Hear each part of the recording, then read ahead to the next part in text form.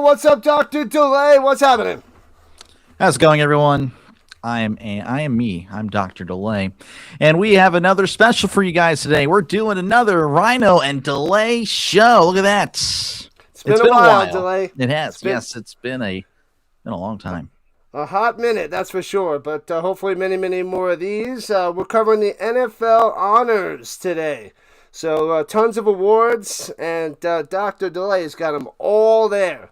This guy is always ready because the doctor's in the house. So ready that everything's spamming and breaking over here on my end. But hey, we're going to make it through anyway. That's always what happens. Yeah. But all right, we got it. We're going to make it happen. We're just kind of waiting for all this stuff to kind of happen. I don't know. I'm looking at Cam Jordan on my screen right now. Actually, not a big fan of Cam Jordan. He made some comments towards Ben a few years ago I didn't really like. I don't know. Not a fan? Not a fan of Cam. Hopefully he's not a Hall of Famer one day. Hopefully he's never a Hall of Famer. But yeah, possibly, but yeah, I don't think so. But we could save that for when he's actually one of the finalists, so possibly up there. But I'm actually we're doing the red carpet right now, which is totally new to me. But I'm kind of curious why you didn't dress up. Where's the suit and tie there, Delay? Yeah. There you go. Yeah, that's it. That's end of the sentence. That's pretty much it. We're doing the hoodie. I actually brought this hoodie back just because that's all I wore for the Delay and Rhino show. That is it. I didn't really. I don't know. I was gonna wear. I have a jersey underneath, a Ben jersey. How does that work? Why hide the jersey underneath? Well, just in case it gets hot in here, I'll just take it off. But I'll make sure to turn off the camera, even though of course we won't show any skin. Don't want to just be odd. But yeah, appreciate you guys all for hanging out again. I don't know how this will do, but yeah, we're just gonna be talking football, kind of reacting to everything that happens. Which of course, again, they're doing their little Hollywood thing. Pretty interesting that they're trying to compare themselves to Hollywood right now, but that's what they're doing. And so hopefully, again, this is kind of over with and we can get on to the actual awards. Of course, a big thing tonight, which I'm really interested to talk about, is the Hall of Fame. The Hall of Fame, of course, up to 5 in the regular class, and of course they have a special class. I don't really know that special class and how it works like for the older players. I don't know if there's a limit or whatever. But yeah, so I'm kind of interested in discussing that.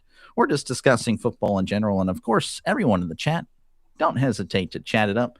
We'll get to you guys. We love talking to the chat. Chat is forever and always will be a big part of our channels. So don't hesitate. One of the biggest parts. We'll shout out Dallas Giants fan, Orioles Birdwatcher, fellow streamer, and play-by-play with JJ joining the action. Yeah, buddy. Appreciate that. And Samora. Those are the few people I see on my side. Who do you see on your side there, Bill? I can't even see anything on your side.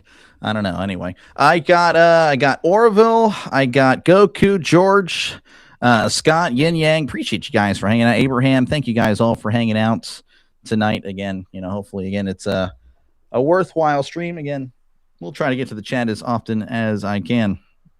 Do we know who's going to the Hall of Fame? We do not yet. Not yet. No, that's going to probably happen. We know who's not going to the Hall of Fame, and that's Bill Belichick and Eli Manning. Bill Belichick and Eli not happening.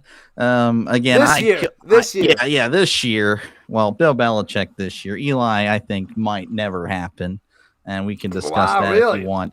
But yeah, Belichick, I personally can't believe that they did that. I mean, they're holding something against him. I get he's a cheater. I get it. But he's still the greatest. He is most accomplished regardless. And I think what they did was pretty scummy. They kind of, it came out that some of the people that were voting against him or not really voting against him, they're saying, well, I want Ken Anderson to get in, or I want Roger Craig to get in, or L.C. Greenwood. It's like, I don't know how often they're going to get up here. I'm like, that makes no sense. It's supposed to be the best of the best. It's not supposed to be a participation trophy, and that's essentially what it's turning into. They're ruining the Hall of Fame in the NFL. We don't need it to become the NBA Hall of Fame, where all you got to do is play, and then you're in. The NFL is supposed to be the cream of the crop, and I think they're trying to like right their wrongs from years ago, and I don't know about that. I mean, Ken Anderson, Roger Craig, to me, I think they're borderline. They both had some solid careers, but a little bit before my time, so I didn't get to really watch much of them live. But looking at their stats and highlights and things, they're way up there. Just, we gotta have the ball somewhere, and unfortunately, there's going to be people under the bar, like Joe Flacco, to me. I don't see him ever making the Super Bowl. You can't put him up there. Well, but yeah, Eli, no, Flacco. You have Eli below that bar, which is fair. We have to have that line, but, oh, man, it gives us things to talk about as well. So I guess. I don't know. I mean, Ken Anderson, again, I mean, yeah, a lot of the older Gen Xers and the boomers will tell you he was great. I don't really know if they even agree he's a Hall of Famer. Again, I kind of look at it as era. How was he against, the other 70s and early 80s quarterbacks? I mean, I don't think of him as the cream of the crop, so he shouldn't get in. L.C. Greenwood was probably the fourth best defensive lineman on the steel curtain. Now, again, all great players, but Joe Green, then it's probably Mad Dog White, Ernie Holmes, and then it's L.C. Greenwood. Again, I think that's more of a pity thing. Roger Craig first, I think, running back to ever have 1,000 rushing and receiving. That's the big thing. But I mean, is he, again, an all-time back? I don't think so. Again, he's more known because of the Super Bowl victory. So again, I guess we're going to start handing, we'll put in Julian Edelman now in the Hall of Fame. I mean, is that really without letting any exactly. Patriots in. That's exactly. Again, we don't need to put in these people that are clearly not the best of the best. We want the best of the best. And I think, again, I mean, these people putting them in are they're participation trophies now, essentially. Yeah. And that's ridiculous. You got to put in Belichick, and then, yeah, and again, for the Eli thing, I personally never thought he was that great. Again, I had those great plays. He beat blah, blah, blah, blah, blah. Yeah, I get it. That's not really a strong argument. As a career, again, he was never a top-tier quarterback, had some top-tier moments, but a lot of mediocrity in those 16, 17 years. Yeah, there you go. Yeah, the Hall of Fame is not for the mediocre, and to me, I like Eli Manning because he beat the Patriots twice in the Super Bowl, and he had those 2 Super Bowl runs, but, like, he wasn't a top 3 quarterback in the NFC. He wasn't a top 6 quarterback in the league ever. You know what I mean? I know he was in a few Pro Bowls, but they had to be alternates. He wasn't the top guy. So if you're not a top guy or a top 6 guy, like, ever, like, how are you going to make the Hall of Fame? It just doesn't make sense to me. So I get it, but they have to have a good formula. I feel like we have to have some I mean, formula. It should just be the best. Who's the best on the ballot? That to me makes sense. I'm seeing a question here. Do you think Derrick Henry is a first ballot Hall of Famer? I love Derrick Henry. I don't know how you feel about it, but I think he's great. I don't know about first ballot, man, but to me, he's a for sure Hall of Famer. First ballot, man. I don't know if he's one of the greatest. I mean, he's pretty good. I don't know. He's really great. I feel like he had a slow start to his career. But then, like, the back end of his career, he was a beast. He was just pretty much a powerhouse. Yeah, once he started going is when Tennessee started getting going with Vrabel in 2018, 2019, I believe. They made it to the AFC Championship. We judge quarterbacks on Super Bowl wins and things like that, and we don't do that for running backs. But I feel like if Derrick Henry had a Super Bowl, maybe that would help his case, but he doesn't. Like, Marshall Faulk, he got that one Super Bowl. Awesome. He went to another.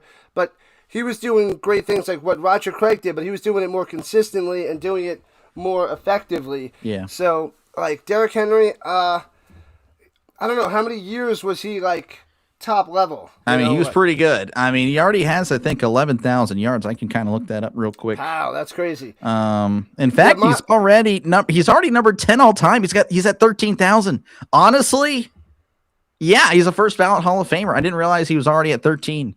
Especially in this NFL, in this new. I mean, there's not going to be that many. As far as like current players, you got Saquon all the way down at 8,300. So that is a sizable gap, 4,700 yards separating the active rushing leaders. No, I didn't even realize he had 13. I thought he was at 11. My bad. No, that guy's a first ballot Hall of Famer. Again, for me, he was fringe, but that is breaking news to me. He's so good. Passing league, and he's outclassing current people, and he's up there top 10 all time, right? So that's even crazier when we don't run the ball as much. So yeah, no, for sure. For sure. Well, I mean, the Ravens again run the ball more than, but I mean, What about beast mode? We got because Mike P What's says Henry's a monster. Him in beast mode. How do you feel about beast mode? I feel like he's a step or two below. I was never a Marshawn Lynch guy, and if it were up to me, I wouldn't vote him in. That's just me. Again, he had some nice moments, but really, he was just I don't know. I think he was just a 4 yards carry type of guy. I mean, that's really what he was. Again, the Beastquake. Everyone remembers the Beastquake.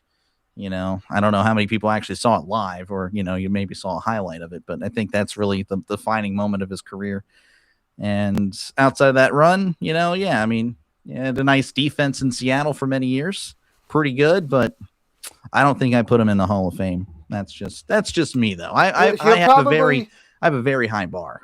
He'll probably be like one of those guys, like 30 years later, they're like, oh, let's put him in there now. Like what they're doing with like Sterling Sharp and who else was it last year? But they get those old timers are like, let's throw him in now. I don't like that. I think like if they miss their time, they miss their time. What do you mean you're going to vote him in there should later? be like a 5-10 year window, and then after the 10 years, it's like, okay, we don't need it wasn't good enough, a decade after they retired. And there's so many more players now.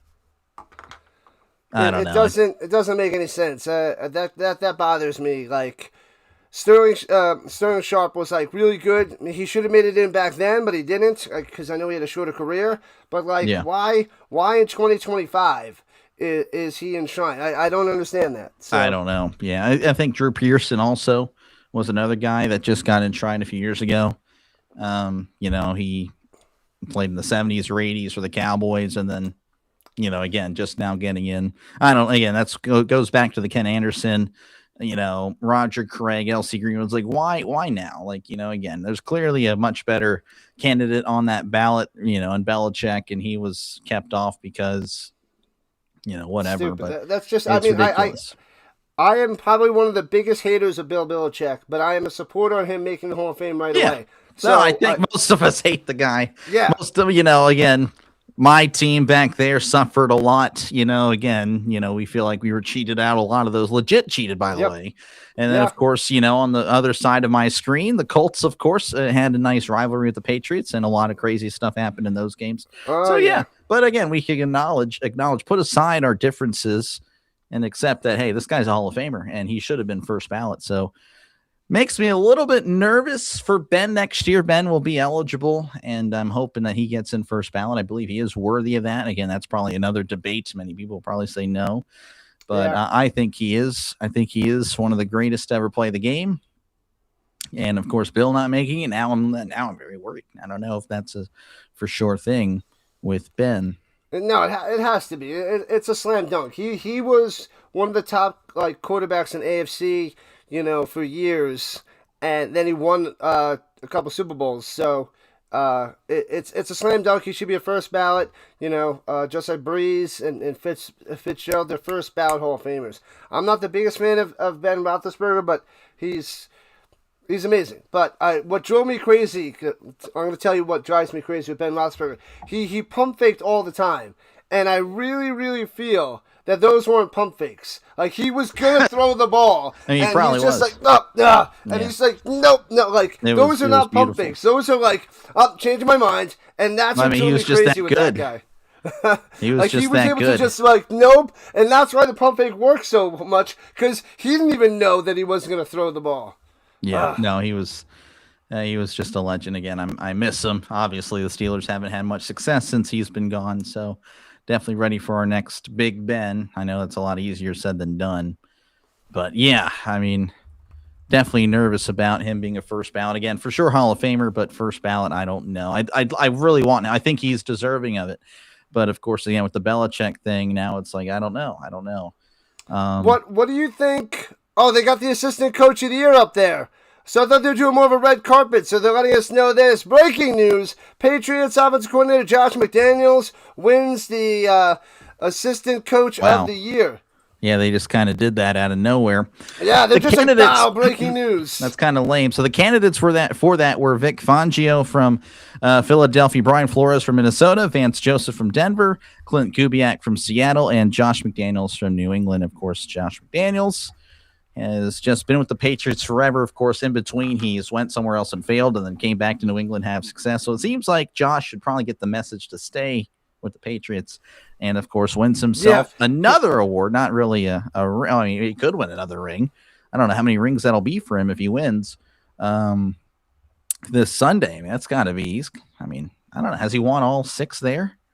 Anyway, yeah, no. I mean, that's another award for him. He's quite accomplished. Maybe one of the better assistant coaches of all time. One of the best assistant coaches. I don't know if that's ever a thing. I don't know if you can get in on rings like that. Hey, he's one of the greatest assistant coaches of all time. I bet Patriot fans would probably push for that. Yeah. But, they're chatting it up there with Sean Alexander, who had a pretty solid career, but another guy that's below the bar in the Hall of Fame. In my eyes, like you say, Sean Alexander. He did have an MVP. Yeah. Yeah. Are you on NFL Network? You are, right? Yeah, sorry. Yeah, I am. Is he on the team? Okay, I'm sorry. I'm watching, but I'm not watching, I guess. Yeah. Because right now it's the red carpet at the moment. So, yeah. But he had an MVP. He was awesome. But, yeah, I think he was only a 3-time Pro Bowler. So, it's definitely well, that's becoming kind of less and less valuable now as time progresses. I hate what the Pro Bowl has become. So you're annoyed with the Hall of Fame, but the Pro Bowl has become garbage when you have Joe Flacco in the Pro Bowl this year and Shedeur Sanders. How does Shedeur Sanders get into the Pro Bowl? Of course, reignited. Yeah. Oh. I mean, the first one that I can remember a few years ago was Tyler Huntley. I'm sure you probably remember Tyler Huntley getting in, and that was just like, whoa. Again, it already had been like regressing, throughout the years, but that was the first one. And of course, Shedeur's the latest. Even again, Flacco as well. Flacco getting in there, again, he was bouncing around and pretty crazy stuff. But it's the funny Pro that Bowl they had Flacco and Burrow because, Yeah, they were both on the same team. From the same team. Which Flacco was on Shedeur's team too. Crazy how it all worked out. And how many? Yeah, that's right. How many wins did the Browns have? And Joe Flacco, between Shedeur Sanders, Pro Bowler on the Browns. Like Shedeur actually went 3-4. I mean, he got carried hard by defense, but yeah, he did go 3-4. And Flacco, didn't really do too great. But yeah, no, it's a joke. I heard of this idea, and I really like this idea. Let me know what you think. Is that the Pro Bowl should at this point, again, personally, I want the game to be brought back, but that's a separate thing. What they should do for the Pro Bowl is pretty much, if you're not going to do anything, if you're not going to play the actual game, just name the Pro Bowlers. They're the best, and that is who the actual Pro Bowlers. Now, again, if you want to throw in other games in there, again, that's how Shedeur gets in, but you don't get the honor of being called a Pro Bowler. I think that would kind of fix at least a little bit as far as who's called a Pro Bowler or not. So again, this year would have been the AFC, I guess Drake May, Josh Allen, and I don't know who the third guy would be, but you get my point. And then of course, they don't want to play. Then that's where Shedeur and that's where Flacco and that's where Kenny Pickett can be, nominated to go to the Pro Bowl. But again, you don't get the honor of being called that. I think that would be a good way to I feel like going forward. For quarterbacks, at least. The other positions, it's not as crazy as what's happening with the quarterback. So I feel like it should be like a rating like PB1, PB2, PB3, and then PBA, which is Pro Bowl alternate. So like what kind of Pro Bowler were you? Oh, I was 1, I was 3, I was 2, or I was an alternate. So like it makes it more specific. Because you're just throwing Shedeur in there, but like, oh, Peyton Manning, I don't know offhand, like 11-time Pro Bowler. Then it's like Shedeur Sanders. It's like what? Yeah. Shedeur's almost. He's on his way. Shedeur's going to be a 10-time Pro Bowler. Right? You could have something stupid like that, but just because everybody opts out and he keeps opting in, so they could do that, and then it would just be a legendary Pro Bowler like all the time. It'd be so dumb. No, it just needs to be done away with. Or at least, again, like they should just, again, name the Pro Bowl team. But again, when those people opt out, then you have your substitutes. But again, you don't get the honor of being called a Pro Bowl. You still go and have fun. You have a good time. You go, free stuff, whatever. But they still are playing in the Pro Bowl. So I feel like you got to call them like Pro Bowl alternate. So it's not a Pro Bowl, you're Pro Bowl alternate. That's fine. Call an alternate. That's because fine. Otherwise they got to change the name of the Pro Bowl because you got these non-Pro Bowlers playing in the Pro Bowl. So it's kind of like, eh. Personally, again, I think they could get the full game back. I really do. The NFL wouldn't do it. But I think if you just kind of pay these guys like, hey, you got voted to do this, we're going to pay you X amount of dollars to come out there. Money really does talk. And I think if you paid them a lot of money, you could make that Pro Bowl game great once again. And I would love to see it. I know I got to see a little bit of the Pro Bowl growing up, and it was still pretty good back then. It wasn't, as intense as it was, I guess, back in the 80s and 90s, but it was more intense than the two-hand touch that it became in the 2010 era. And that was terrible. And of course they did away with it because it was so bad. It was Yep. KC on my side said hello, Delay. What's up, man? Again, I'm sorry. I'm looking at talking to you, now looking at the chat. My bad. Let's see here. Tough. Taterhead awards have been Joe given. Flacco. Just got here. I'm sorry. Go ahead.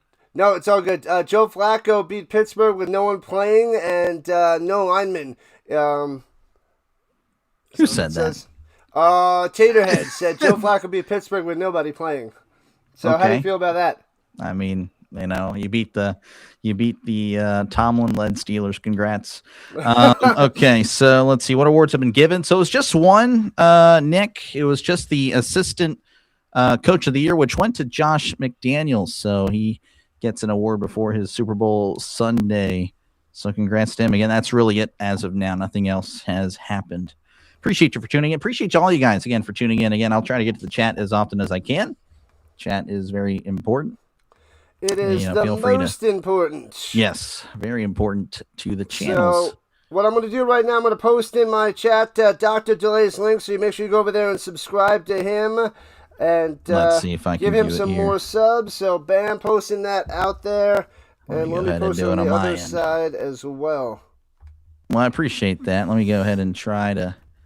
Because you guys got to sub it up to Dr. Delay. He is rising super high and not even a year right now of streaming this guy. No, I'm very blessed. I am very blessed indeed. Not so much the last 2 weeks, but yeah. Sub it up over there. On my side, here we go. Here's the link for Rising Rhino. Again, friend of the channel. So make sure, again, to sub it up over there as he will be calling the Super Bowl as well as I. So, again, I know I have, Chris, I know he goes in between streams. Yep, EJ goes in between. A lot of us, kind of share a lot of subs. So make sure, again, to sub if you haven't already subbed to Rising Rhino. Oh, DJ, I'm just drinking coffee right now, so I'm tired, man. Staying up late. Soda. Look at this. Waking up early. It's an authentic Coke glass. I don't know how my parents. I hope they didn't steal it from a restaurant, but that's what I was given. So I will gladly take it. Classic. Yeah, hopefully we could do more collabs and get the show going. Later on in August and a better time because the morning it was great. It was fun. It's just. Nobody was up that early. I thought maybe it would beat the crowd and people would flock in, but they're like, nope. So a better time on the weekends or in the evening for that show. It's going to take off, man. Yeah. No, I agree. Because I think we have some good chemistry and a lot of good takes. And I would say I have a lot of great takes for sure. I would say I'm pretty good. I mean, they call me a doctor after all. You call yourself doctor. You're doctor. You're self-appointed doctor. Doc in the chat. I'm called Doc in the chat. Where's your stethoscope? You don't have a stethoscope or a white I don't need to answer to anybody. I don't need to answer to anybody. So that's do you have your lab coat underneath? No, you have a jersey. I'm just going to keep saying you have to answer to everybody. You're a doctor. I don't. I really don't, actually. I'll go ahead and scribble something for you. Make sure to read it. And that is all. That is all for you. Man. But, no, for sure. Yeah, we'll have to figure out how to do it. What I am a little nervous about for the draft is we got to come up with a way to, kind of display what's happening on the draft on our screen. We'll have to figure out maybe one of our tickers. I'm limited on my ticker. I don't know how you Well, I can share the screen that they updated. Like there's a website that puts it on there. It's like a little bit delayed, but it'll at least get the picks up there. If it's delayed, that's fine. Yeah, for sure, that'll work. We'll figure it out. We got 2.5 months. Yeah, to get that. Really excited. Yeah. So yeah, folks, we'll be covering the draft together. 3.5, 4 hours. Heck, maybe even 4.5 hours. Geez, that thing can be pretty long. But we're just doing the first round. I don't know about the second and third first round. That's what I intend on doing, just the first round. Second round, I think I'm going to be covering some Pirates.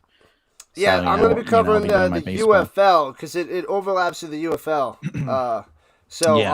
It's like almost identical. I don't know what the UFL was thinking. They should have really planned this better. Like maybe go right at the end of the draft to get people to watch, but I'll be paying attention, but I'll be watching the UFL. So yeah, I'm kind of worried about the UFL. I've mentioned again, I think it's a dying league. They just need to somehow, because I think baseball is going to have a lockout next year. So if they can just push themselves to 2027, they should do fine. They'll crush it in 2027 if baseball ends up going into a lockout. You're talking about the UFL is going to crush it? The UFL would crush it in 2027 because, again, baseball most likely having a lockout then. So, yeah, I don't know what I'll be doing in the summer of 2027, spring of 2027. But the UFL, again, if they can just make it to then, they'll be fine. You seem really set in. You've said this multiple times that you really think it's going to be a lockout. What makes you think so? The players seem to be very much adamant on not doing a salary cap. They're pretty adamant and digging their heels in and find it absolutely absurd that they're even talking about it. The owners, they, of course, are pushing for it, but they also have some owners that are not pushing for it as well. So the owners are fighting the owners and the players, of course, are just kind of digging their heels in. And I think we're going to be missing some baseball for sure. I know you're absolutely devastated about that. I know you've been talking for years about covering the Rockies with the Rhino happening, I think, in 2027, if there is no lockout. I'll do it in 2027. Yeah, there you go. So, yeah. Got to go out the dogs. Appreciate you, Orville, again. Appreciate you guys for all tuning in. Again, we're just kind of waiting for the next award, if that will ever happen. I think they're talking to Bijan right now. Well, on my side. Yeah, they are. They actually, I think the first hour was going to be a lot of talk and hype and talking about everything, but they actually threw one award in there, so they might throw some of those little awards in the first hour. Then it's going to be like bang, bang, bang for the next hour, because it's only an hour. I think it's going to be from, 8 to 10 Eastern time, so it should go like pow, pow, pow for that second hour. Hopefully.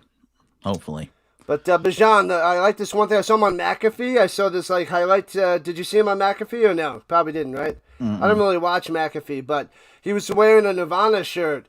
And, McAfee's like, oh, Nirvana fan? Bijan's like, yeah. And McAfee's like, favorite song? He's like, oh, no, I just lied. I just like the shirt or whatever. I think it's a sweet shirt.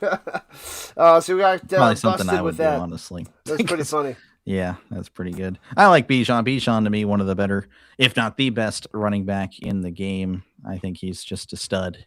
Mr. Marshall Faulk. I wish not that the Colts have, but kind of wish you had him because he reminds me of Marshall Faulk. So I'm happy with Jonathan Taylor, but Bijan, I would trade now because he's younger. Yeah. Because I probably only got 2 more years of JT. So Bijan is just a stud. I think the Falcons will actually kind of fulfill their expectations next year now that they have Stefanski. They've always been they've been the talk of the town. They've always been like, oh yeah, they're going to take that step this year. It hasn't come. I mean, it's been dominated really by the Buccaneers until, of course, they choked it this year. But I think the Falcons actually put it together next year with Stefanski. I do believe, even without the quarterback kind of even in place, I don't know if it's going to be Penix or whatnot. I think Stefanski is really good. I think he got a lot of hate this year, but I'm probably alone on that. But I think he's a very solid coach, very talented coach, and again, he was coaching the Browns, and he made the Browns, actually somewhat relevant. So I think that takes a lot of skill. And again, he beat Tomlin without even being in the stadium in a playoff game. So that actually happened. He coached the team from his basement. I'm worried about Penix. he's so inconsistent in my eyes, and some throws are amazing, but some throws are just awful. He kind of reminds me of Anthony Richardson, and that's not good. Like, he's athletic and he can make some throws, but so many just bad throws, like inaccurate throws.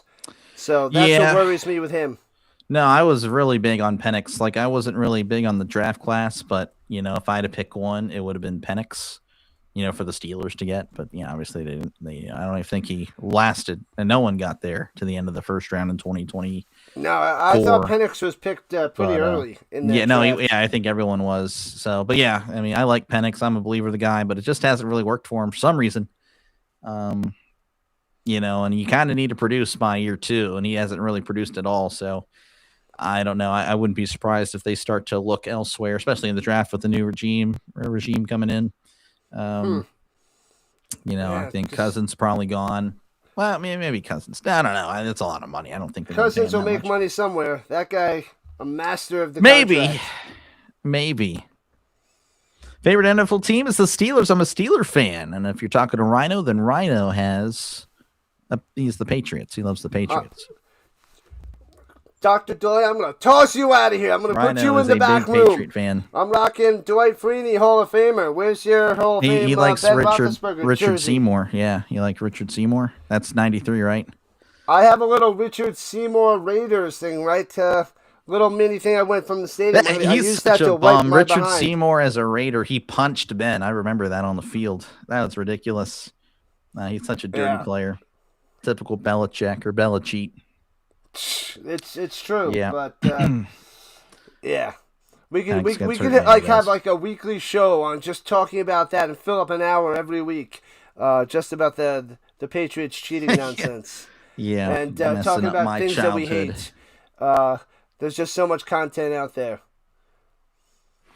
Let's see. It looks like you got a question. What happened to Daniel Jones? He going to be back? What you thinking? There's really not many other options out there on the Colts roster, obviously nobody else. But out there, Mac Jones, he's under contract. That would be the only other guy I think that could be starter level to take over, but they'd have to trade with the Niners. But they could, because they trade a lot with the Niners, but I don't see that happening. They're gonna sign Jones. I don't know if it's going to be 1 year or multi-year. That I don't know, but they gotta bring him back. They saw what he did. They saw the chemistry with the team. I think they give him another weapon, or what have you, and I'm pretty sure they feel like they can get right back to the playoffs, even though they missed the playoffs. But like with Daniel Jones, they were 8-2, and then it went pow. We lost, and Daniel Jones, we're done. So. And the games that they lost too, they lost a lot of close games, and then I think the Jaguars finally beat them up when Daniel Jones went down. But they played everybody tough. They might not have won all the games, but with Jones they can win. So they were fraudulent the whole time. Yeah. And I really hate to be that guy, Ryan. I know we had a lot of discussions in our morning show. You didn't watch the games if you think they're fraudulent. I did. And yeah, they just weren't that team. Again, the Steelers exposed them for what they were. But yeah, no, Jones is not it. Personally, I don't think he's it. I've never really been a fan of the guy. And he's not amazing, but he's good enough. Like, he's okay. There's no other options. If you just surround him with with a solid running game, which is what they did in New York, with Barkley, he can look okay. Again, he had a really good year, I think, in 2022. No, it was one decent year. The rest were horrible. Yeah, no, for sure. But as Barkley was fully healthy that year, they had a good system with Dable, and he looked okay. And that was kind of what I was seeing here. You stop Jonathan Taylor, you pretty much stop the Colts, and that's really what happened. He didn't do anything down the stretch. It was just he just got shut down.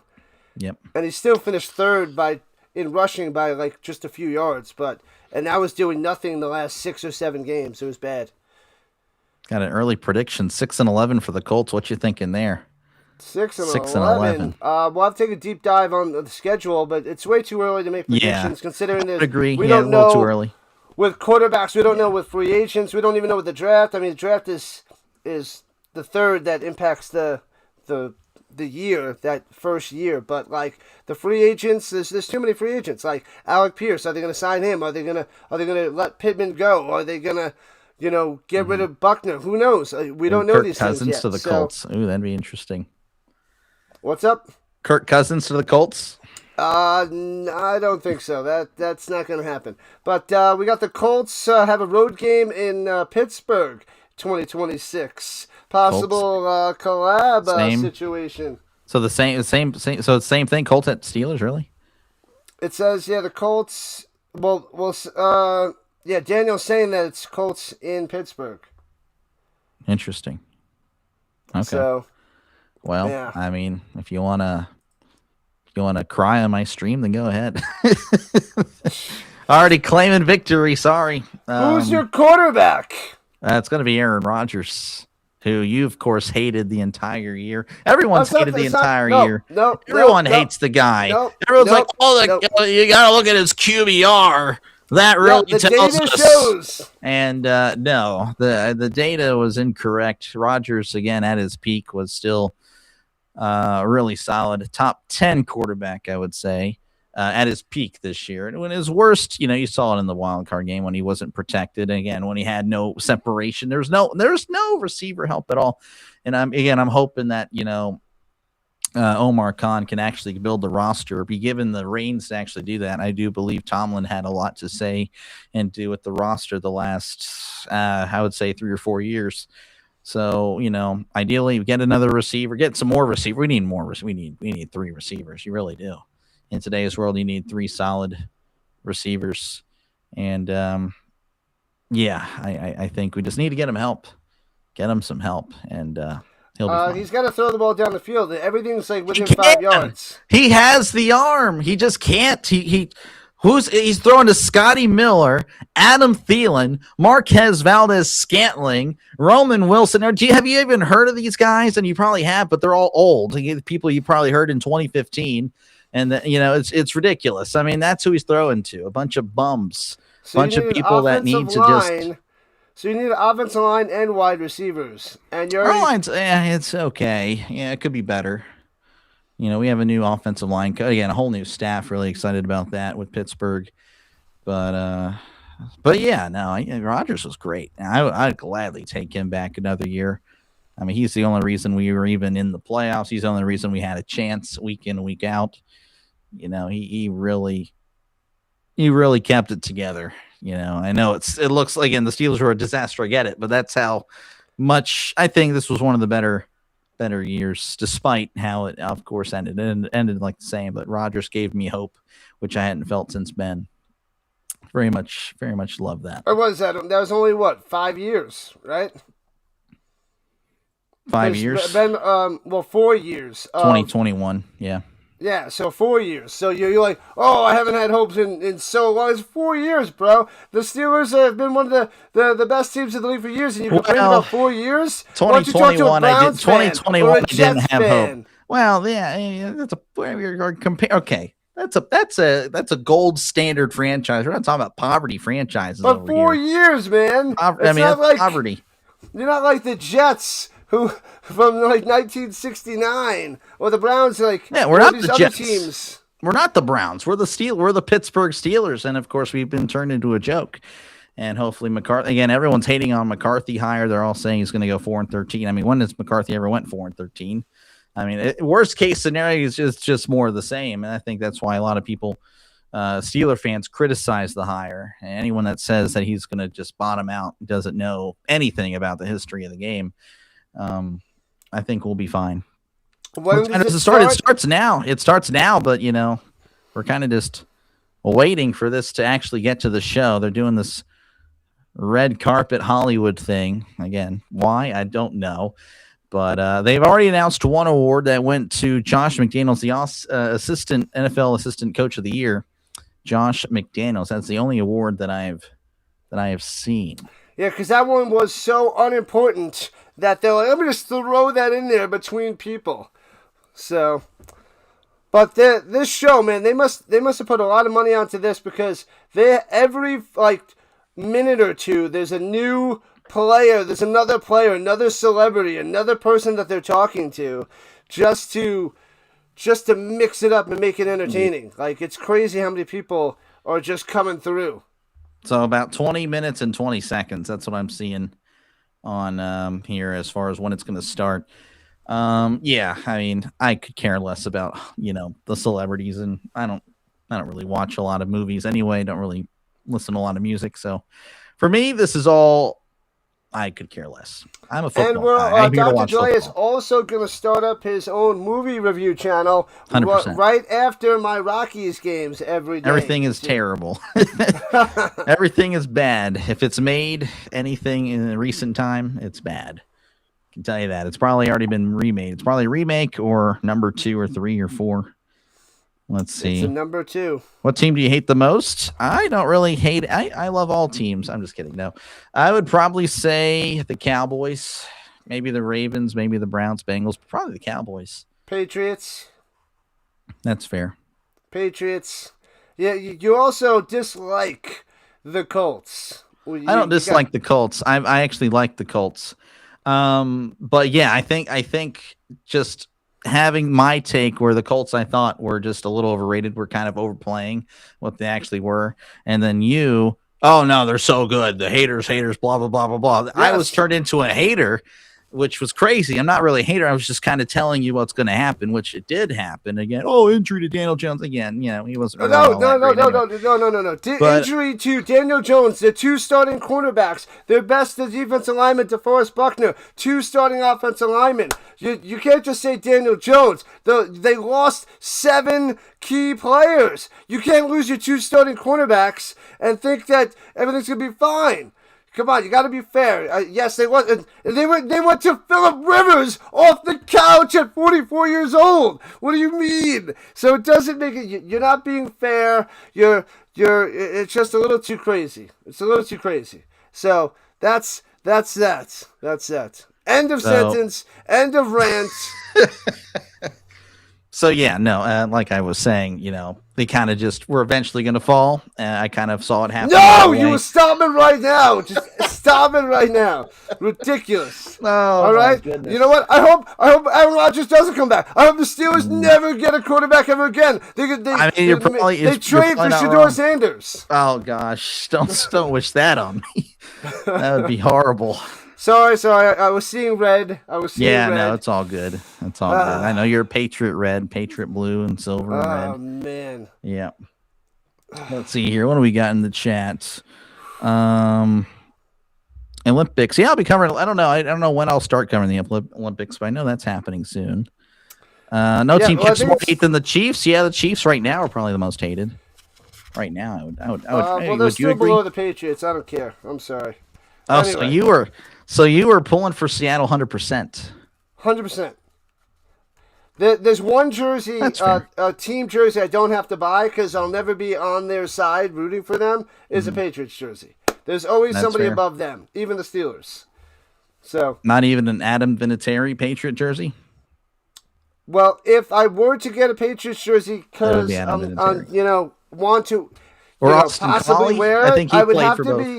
It would have to be a Patriots player that was also on the Colts. Otherwise, no. Well, that's a sweet yellow suit. That is some serious yellow. Wow. Anyways, I wasn't looking. Vinatieri. Barbecuing's nice. Vinatieri jersey, perhaps. Who else was also on the Colts? Yeah, Austin Collie comes to mind. I can't really. Was Bob Sanders on the Patriots? Did he ever go? I think he may have. I don't know. So I'm sure there was more. I'm sure there's plenty. I just can't think of any. That actually rhymed. Where is this taking place? Where is this? I genuinely don't know. I was like, you know what? I don't know either. I was like, maybe Delay knows. You're usually good with like where this stuff is taking place. No. So. I don't know where you got that from, but yeah, no, I have no idea.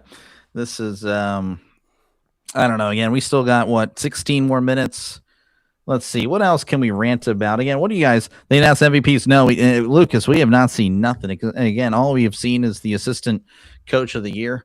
I mean, they're taking their time doing this. Oh, they're showing Matt Ryan. That's a good one. Who do you think Matt Ryan's a Hall of Famer? Oof, oof, oof, oof. Um, I mean, he has what? If he wins that Super Bowl, which he should have, perhaps. But he's got one MVP, and Yeah. I mean, he's probably got a whole bunch of Pro Bowls on there. But Probably, yeah. I don't know. Like, he was good, but I was never a big Matt Ryan fan. I Me thought neither. he was good, but he wasn't like elite. Like, he was really good, but I feel like there was always quarterbacks where you're like, I'd rather have that guy. Chris says no. Ultimate Sports Network, how's it going? So Chris saying no, you're saying no. I concur. I thought we would have a disagreement here. No, I don't think he's a Hall of Famer. I don't think he is. I think he was kind of a B+ quarterback. George saying it's in Santa Clara. Appreciate you, George. Thank you for helping us out there. So this NFL Honors is happening in Santa Clara. So it's, I guess, the site of Super Bowl. Okay, that makes sense. Duh.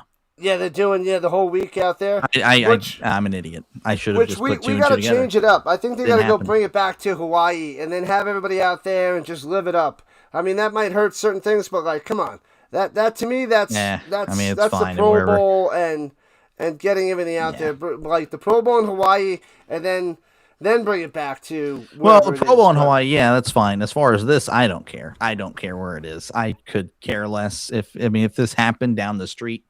And I wouldn't care. I wouldn't care at all. This is, I mean, seeing the NFL players would be neat, but again, the celebrities and all that, I could care less. Couldn't care less, actually. Could not. Yes, that is the correct phrase. Yes. The NFL draft, though. Side note is in Pittsburgh this year, right? You should go to that. Oh, that's right. You're not in Pittsburgh. You're in Texas. Yes. Yeah. I don't live in Pittsburgh. Sorry for the breaking news, everyone. Anymore. I never lived in Pittsburgh. I thought you were out there. I was born in Pennsylvania. I lived in Pennsylvania, but never lived in Pittsburgh. I was more of a Reading area type of guy. Let's just say that. Reading, Pennsylvania. Home of the Reading Phillies. The double A. Anyway. Yeah, again, we're just kind of hanging out, folks. Again, appreciate you guys for hanging out. What do we got here? In Beaumont? Yeah, no, not happening in Beaumont. Let's see here. Rhino saying, go Hawks, go. That's you. So, again, unbiased in the Super Bowl coverage, which, again, honestly, I'm not going to lie. I probably am pulling for Seattle, too. Because if the Patriots win, then they pass the Steelers in Super Bowl rings. Can't have that. Nope. Can't have that. Drake May. Yeah, I've seen a lot of the Drake. Have you seen a lot of that? Did any of your students say Drake May at all? No. They really that don't. Coming from? That's just been an NFL meme the whole time. They're reading the we are reading the chat, Trisk. We're trying to get there. I apologize. I do apologize. Well, maybe if you have something important to say, we would read it. Jeez. How about that one? Jeez, Trisk. Come on, Trisk. Again, we're trying, but yeah, again, there's a lot of debate here. Well, a lot of chat, some debate. Well, we're going to get to the debates. That second hour is going to be a powerhouse because it's going to be like, this guy should win. That guy sucks, Yeah, for sure. And again, I'll be sure to keep you guys updated on who's nominated and all that good stuff. But again, we've only had one award. I really hope it's just the one and we didn't miss the other ones. I mean, I doubt it, though. No, there's nothing. Seems like they didn't care about the assistant coach. Like, we'll get that out of the way in the first hour, everything else in the second hour. That's probably fine. It'll be a little bit more faster pace. For Hawkins says he's more interested in the Puppy Bowl, and I said so is Delay. Delay is all about the Puppy Bowl this year. No, for 100%. Let's see here. Rookie of the year. Do you want to talk about predictions right now, or do you want to kind of wait till the award comes up? Because we got a Carson or Nick. So we got Carson Schweisinger from Cleveland and then Nick Emenwari. Of course, we have others that are nominated. Those were the two that I highlighted. But again, we can discuss that later if you want. Not a big deal. Hawk fan on the vertical side saying, who's the Steelers fan? He's got a solid voice for streaming. Yeah, I'm okay. That is the Dr. Delay. I just posted the link out there for you to go and subscribe to him. Yeah, I'm just a guy. Just a guy with a solid voice. To be honest, I'm I mean, it's fake. It's not my act. I don't sound like this 24/7. Though, to be honest with you, I find myself actually sounding like this more often now than it not. turns So I into guess the real you. Yeah, it's now impacting me in my normal life, which is weird. So now you're just fake all the time. So who is the completely real you? fake. My takes are real and authentic and better than everyone's, but for sure, I guess I'm fake. I am fake for sure. Maybe everybody's take in Texas, but to the rest of the real worlds, they're okay. Jacoby Brissett. Oh yeah, Jacoby's kind of like the Josh Johnson and Ryan Fitzpatrick, just going everywhere. Everywhere. Yeah. What's the other guy? Jacoby was another one. Patriots, Colts. Yeah, he went Fitzmagic. He's like Fitzmagic. a Fitzmagic. Yeah, I was never a fan of him for some reason. But he was like a solid bottom of the barrel quarterback that he came through. Yeah, I think that's what it was. He was the best backup you could have, but he also can be Brian Hoyer, solid. Oh, Hines. I like Nyheim Hines. I liked him. Nyheim Hines, yeah, running back. But he never really. I almost bought his jersey a few years ago because I was like, this guy's like, he's pretty good, but then he flamed out, got hurt, and he popped back in the league. Was it last year or something? But yeah, for sure. But towards the bottom, but. Let's see. So Orville's saying Sea Buzzards by 14. So do you want to go ahead and let your Super Bowl prediction out, or you kind of want to save that? Or you just want to go ahead? My Super Bowl prediction? Yeah, what you got? You thinking a blowout, close game? What you thinking? I think it's not a blowout, but they like pretty much leading the whole game and winning the whole game. So I got Seahawks 27, Patriots 16. So they win by 11, but they're like ahead the whole time, and they're not really in danger of losing. You know, that defense shuts down Drake May and that offense. Because I do like Drake May. I think he's a really good quarterback. It's just he doesn't have the weapons.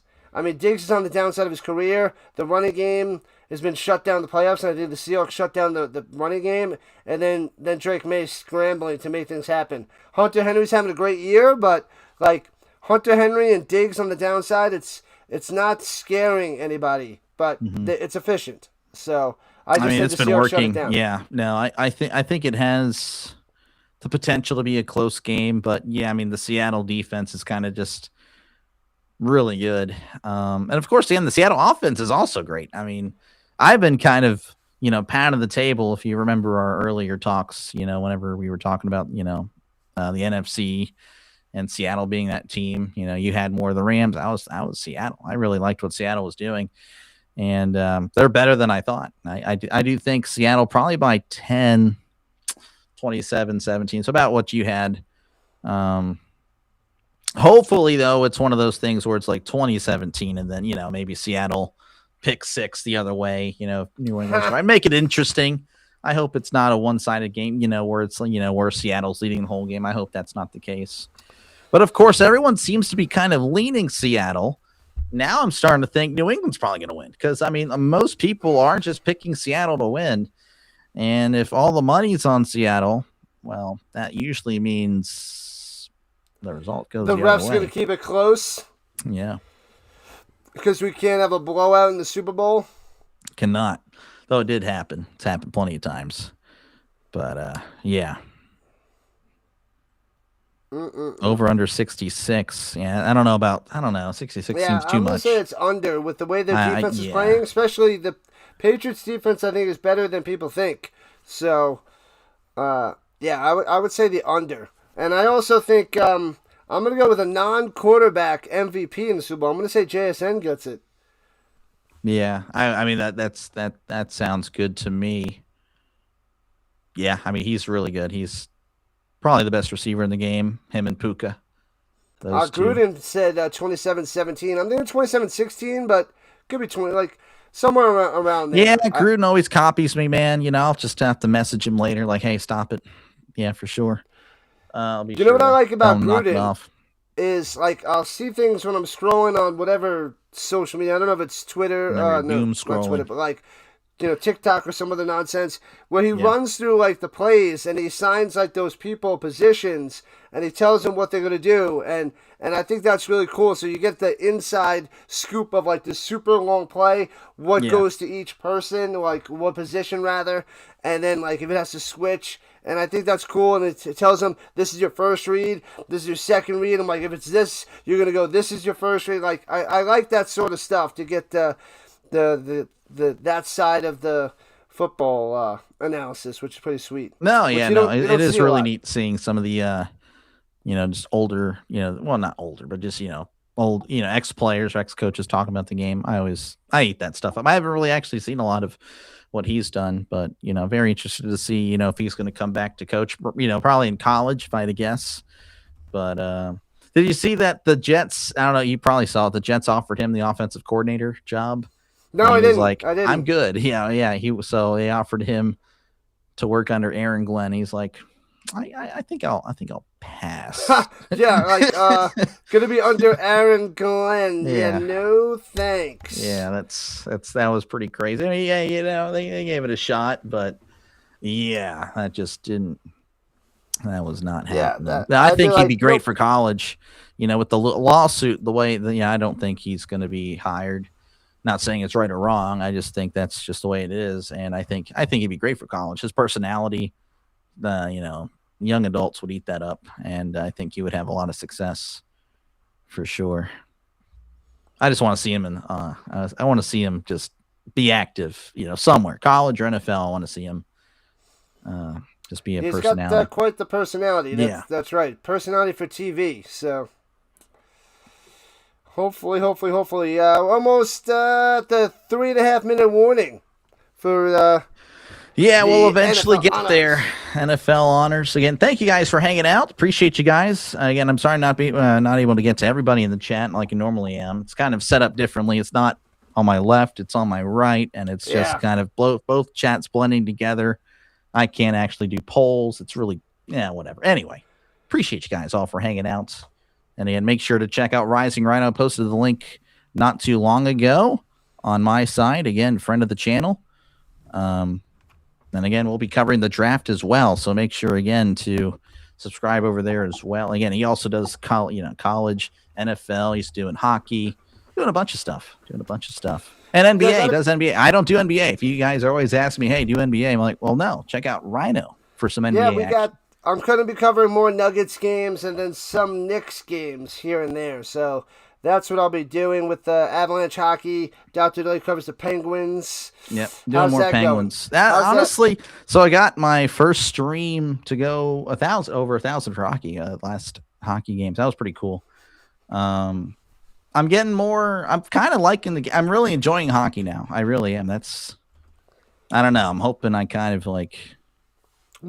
I don't know. I like the hockey too, but what's really hard about hockey, like, of course I know all the players on the Avalanche, the other team's a little bit rough, but like, when you're watching, you don't see the change. Like they purposely have that off camera, so they're constantly going between lines. So it's if you're not there to see it, to see who's on and off the ice. To be honest with you, that's something I got to work on. Which the way I don't know, it's really stupid. My TV's kind of blurry. I know it sounds crazy, right? But that's just the way it works. I have it on the Xbox. The Xbox Hulu app doesn't work not properly. I've been trying to work that anyway. So I don't actually call the names of the players. I try to when I clearly see it, but for the most part, I actually struggle to call the names of the players for hockey. So that's something I got to work on. And plus in hockey, like in basketball, you can see the people. Like they're going so fast and moving. Like it's almost impossible to see the jersey numbers because you can't make out usually there's nothing that stands out. You're not seeing hair. You're not seeing the size. Like, it's so hard to just be like, oh, I know who that is. There's only a few guys where you can quickly be like, oh that's McKinnon. Oh, that's, Yami or Yager. What have you, So it's tough, man. It is. But I've enjoyed it. It's a lot of action. I really enjoy it. It's a blast. Yeah, Lucas not a fan of the NBA. I totally, again, everything you've just said right there, why I don't even cover it.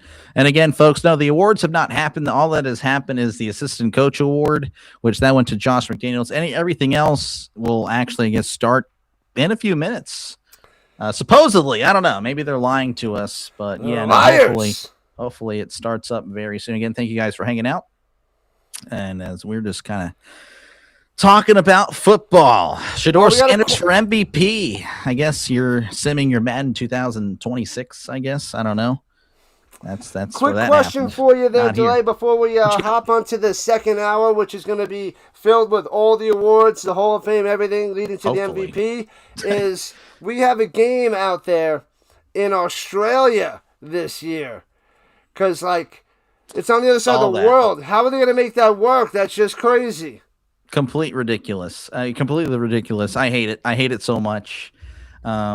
I don't know your view. I know we disagree on the domes and all that stuff, indoor, outdoor snow games. I don't know how you feel about international games.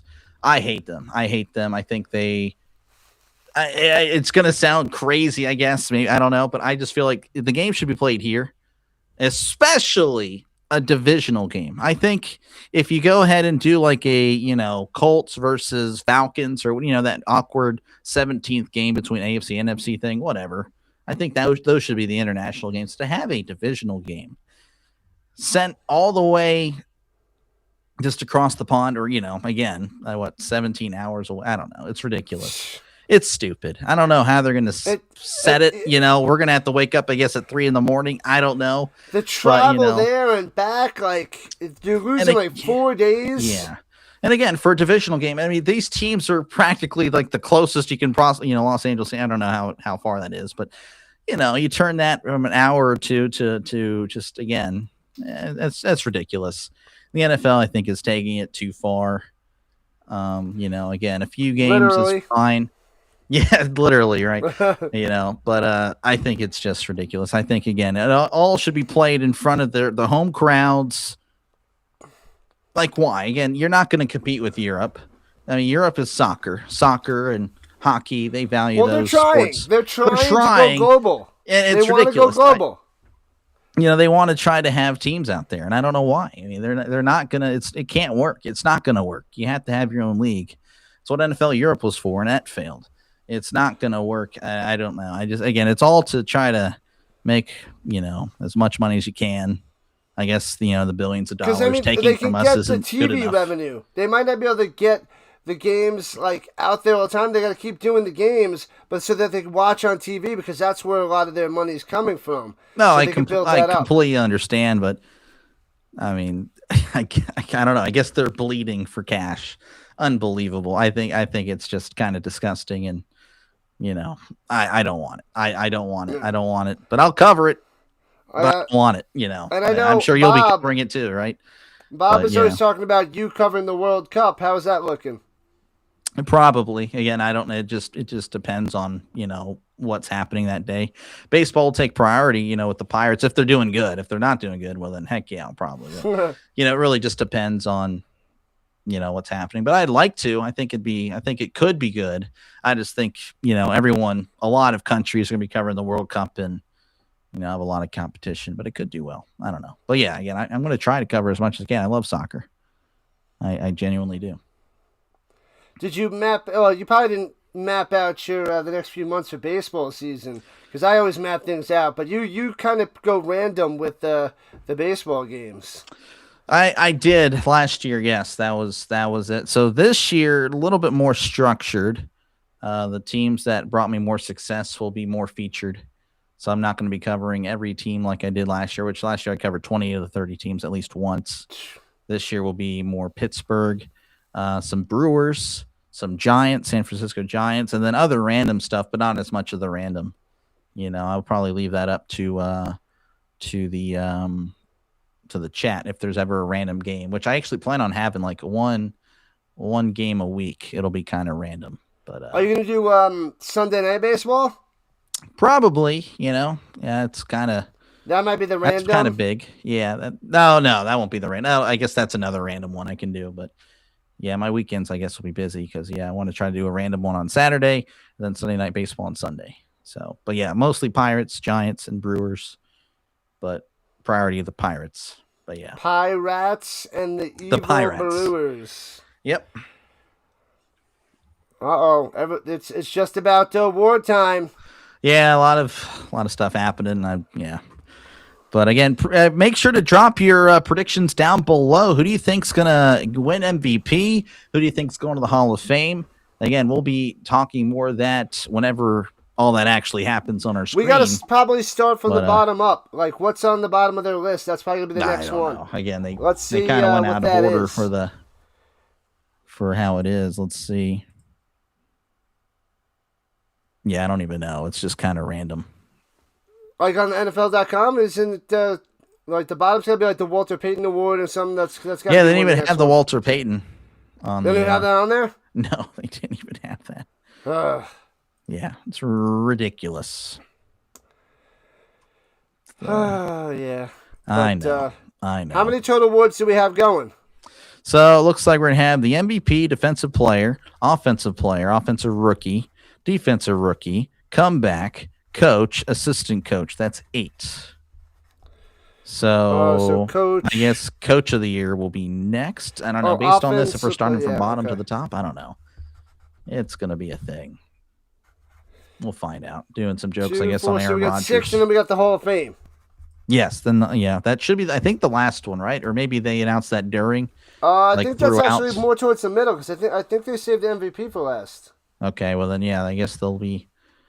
Yeah, I don't know. I guess we'll all find out together. Made for MVP. I think Stafford. I think Stafford for yeah, I'm thinking Stafford. I have whoa, yeah. I have Stafford. Stafford winning MVP. Coach of the year, I have Vrabel or Cohen. I think Cohen has a good shot. Liam Cohen of Jacksonville. Assistant, I put Kubiak. That obviously didn't happen. Comeback player, I think I put Trevor Lawrence. He had a really nice year. Defensive player of the year, I have Will Anderson. Offensive player, I have Puka, but I could also see JSN. Gonna lean Puka, but JSN could very well get that. Defensive player of the year, I have Emin Wari, but also again, I can't remember the Browns linebacker, Schweisinger or something like that. And then for offensive rookie, I have Tyler Shuck. The Saints guy, Saints quarterback. McMillan, it was also pretty solid. I'm going to lean with the quarterback. And what about Hall of Fame? Hall of Fame. So my 5. Close on that. I got Breeze, Fitzgerald, Kuechly, Darren Woodson, and then Reggie Wayne. Those are my 5. I hope you're right. Yeah, I just don't think Wayne gets in. I thought he would get in a couple years ago, but we just keep waiting, us Colts fans. But we got James and we got Freeney in, so maybe it's time for Reggie. Yeah. He was really good. Though I don't know. I still think Torrey. I actually have mentally Torrey Holt better, but Reggie Wayne has more of the he has more of the accounting stats and all that. It was close, but I would lean Torrey. But Reggie, I think, has more of the Reggie's resume. got the stats just by a little bit as well. Yeah.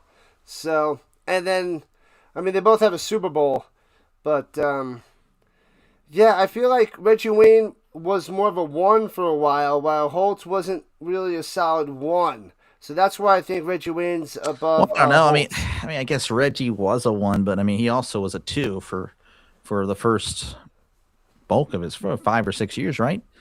Behind Marvin Harrison. Yeah, something like that. Because he was 2001. You can say about the same. 2000, 2001. But any awards again? The only awards that have been announced are the assistant coach, which that went to Josh McDaniels. TreVeyon Henderson, I don't believe he's nominated. I don't think he'll. Let me actually double check that. Offensive player of the year or rookie of the year. Henderson, actually, okay. Well, he is part of the top 5 there. He could. I don't know. I think it'd be Shuck. I think it's going to be Shuck or McMillan. And Igbuka started off really good, and then he kind of tailed off at the end. So if you had him in fantasy, you definitely saw that. But yeah. Who is this guy? I feel like I'm supposed to know this host, but I don't know who this host is. Jon Hamm. He does the. He's doing. I don't know. I only know him from the meme. Really, I guess he's an actor or something. He's from the meme where it's like. Is he a starving actor? Because I don't know this guy. That's literally what he. That's the meme. I don't even know the meme. Well, I don't know what to tell you. That's let's see here. Trisk wants me to see something. I'm trying. I'm scrolling back. I don't know. I can't even see Trisk. Again, things kick-started. What's the first award? Well, second award. Okay, yeah. I don't have audio, so I'm going to have to rely on you. I'm just going to have to rely on visual. Oh, they bring out Strahan out there to announce the nominees. Maybe they're not going to give us time to talk. I don't know how they're running this, so we'll see. Nominees for they haven't even said the award yet. No, Strahan's just coming out there now. Flip. Yeah. Okay. So Defensive Player of the Year. Is that what I saw? Oh, I didn't see it, but it makes sense since he is, Strahan. That would make sense. I don't know.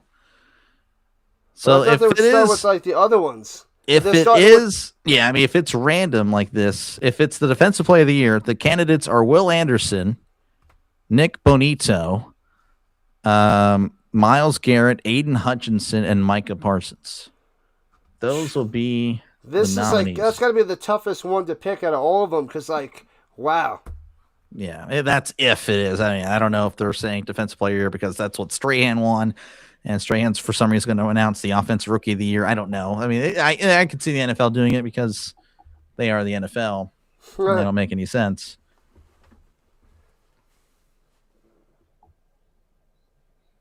It's probably we don't have a Mel. Oh yeah, they are doing it's Defensive Player of the Year, and they're going to show a little montage. Okay. Of the nominees. So Micah Parsons is the first one. Yep, Micah Parsons. Everyone knows Micah. Micah. He was okay till Jerry Jones is like, "See ya." Yeah. Silly. Yeah, I don't think he's gonna win. Again, all solid. I think I'm going Will Anderson. I really do think. Man, he's so good. Will Anderson is so good. Hutchinson, so it's Micah. They're going through Hutchinson, Will Anderson. I'm not a Texan fan, obviously, but I watch that guy. That guy is dynamic. But it's easy. Myles Garrett did win the sack record. Yeah, he had the sack record. It's got to be Myles Garrett, I think, but Will Anderson is right there. Yeah. 23 sacks. But it's an extra game. Yeah. Yeah, Joe Burrow kind of fell down for him. Myles Garrett wins. He's got the sack record now. Yeah, the NFL loves Myles Garrett. They really do. They really push him. Almost murdered a guy. Just saying. Myles Garrett is the winner. Bam. Well, there you go. Unfortunate. Unfortunate? Yeah. Yeah. Browns fans are so happy. Well, the Browns won something. Yeah, I can add that to their trophy case. An individual award. So Myles Garrett. Why would they start with that? Well, why would they start? Yeah, that's pretty crazy to me to start with the Defensive Player of the Year. I mean, I'm thinking like the Rookie of the Years. Yeah, or like the Coach of the Year, something like that. But I would start with Defensive Rookie of the Year, Offensive Rookie of the Year, go to the Coach, and then Defensive Player, Offensive Player, then MVP. You would want to lead up. Oh, then Hall of Fame within there. Rhino, what are you talking? That makes too much sense. And you can't sound logical. It's almost like as if Dr. DeLay said it. Then it makes sense, right? It's too much sense. Yeah. Too much. Way too much. Burrows laid down for Garrett for sure. 100%. I believe he did. Oh, just like Strahan. That's just like Strahan. Brett Favre laid down. They're showing it here. Oh, well, they cut away because it's like, oh, yeah, he did lay down. Let's see here. I just missed it. Yeah, they showed the first part of it, and then they cut away. Those bums. Yep, but that's how they get it. It's the way it is. Yep. So congratulations to Myles Garrett. Let's go. He earned it. He was a beast. The record. Doesn't possess Oi. First ballot Hall of Famer. Yeah, I guess so. You guess? I guess this guy's been dominant for years on top of years now. He's been okay. Like how many All Pros does that guy have? I go by All Pros over Pro Bowls because Pro Bowls are like. Oh yeah, no, for sure. Pro Bowls like they are like the little toy you get in the Cracker Jack box. You're like, oh look at this, I got a Pro Bowl, sweet. Yeah.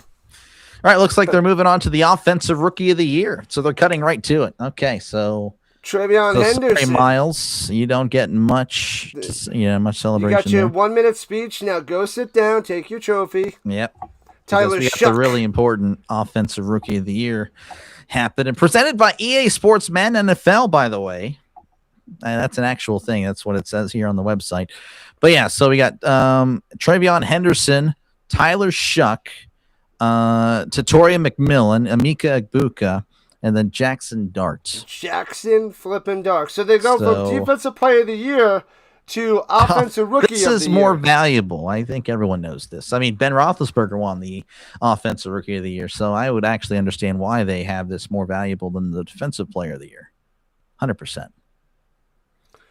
But why does it go Defensive Player of the Year to Offensive Rookie of the Year? It just seems like throwing darts at a dartboard. I have no idea. They're stupid. They're genuinely dumb. They need to have the doctor set this up. Let's see here. Again, appreciate you guys for hanging out. Really do. I'd like to see Dart win it. You're going Shuck. I'm going Shuck. I don't think it's Dart. I don't think Dart did enough. He didn't really win much. Let's get on the side of Scatter. I'd like to see Scatterboo win. He'd be exciting going up there. He'd be like, ah! Yeah. I mean, and then he'd be. You wouldn't even be able to understand his speech. Oh, yeah. That guy's English. Ridiculous. Yeah, I'm going to go with Shuck. I could see McMillan, but McMillan was great down the stretch. Egbuka was great in the beginning. Yeah, Egbuka was really good at the beginning, but then he kind of faded like the Buccaneers' entire team just kind of collapsed. Like the Colts. Yeah, but the Buccaneers are actually good, though. That's the difference. False. They're both the same. No. They're Buccaneers would beat the Colts. Yeah, for sure. Anyway, we're not here to discuss. We're here to discuss the. We're here to discuss the. Oh, sorry. We're here to discuss the awards. Where did you go? You're gone. Now I'm over here. What the heck? What the heck? We're just switching people over. Yeah, apparently. I'm not used to being on the. Okay, yeah, I was about to say. I shifted and apparently my little earpiece went in there and then it was like didn't like me shifting. Yeah, it was going to be a solo show for a little bit. Uh-oh. Why did I have to have 4 people up there? I have no idea. I'm sure it's some cause. And she is built. She probably does like pull-ups while they're a commercial just to stay in shape. Yeah, 100%. It's got to get the lactic acid all ready. She's like Linda Hamilton from Terminator. That's who she is. But you wouldn't know that's a movie that you probably haven't seen. I don't even know. Yeah. The chat's gonna be like, you never seen Terminator? I actually haven't, no. What is happening? I've never seen Terminator.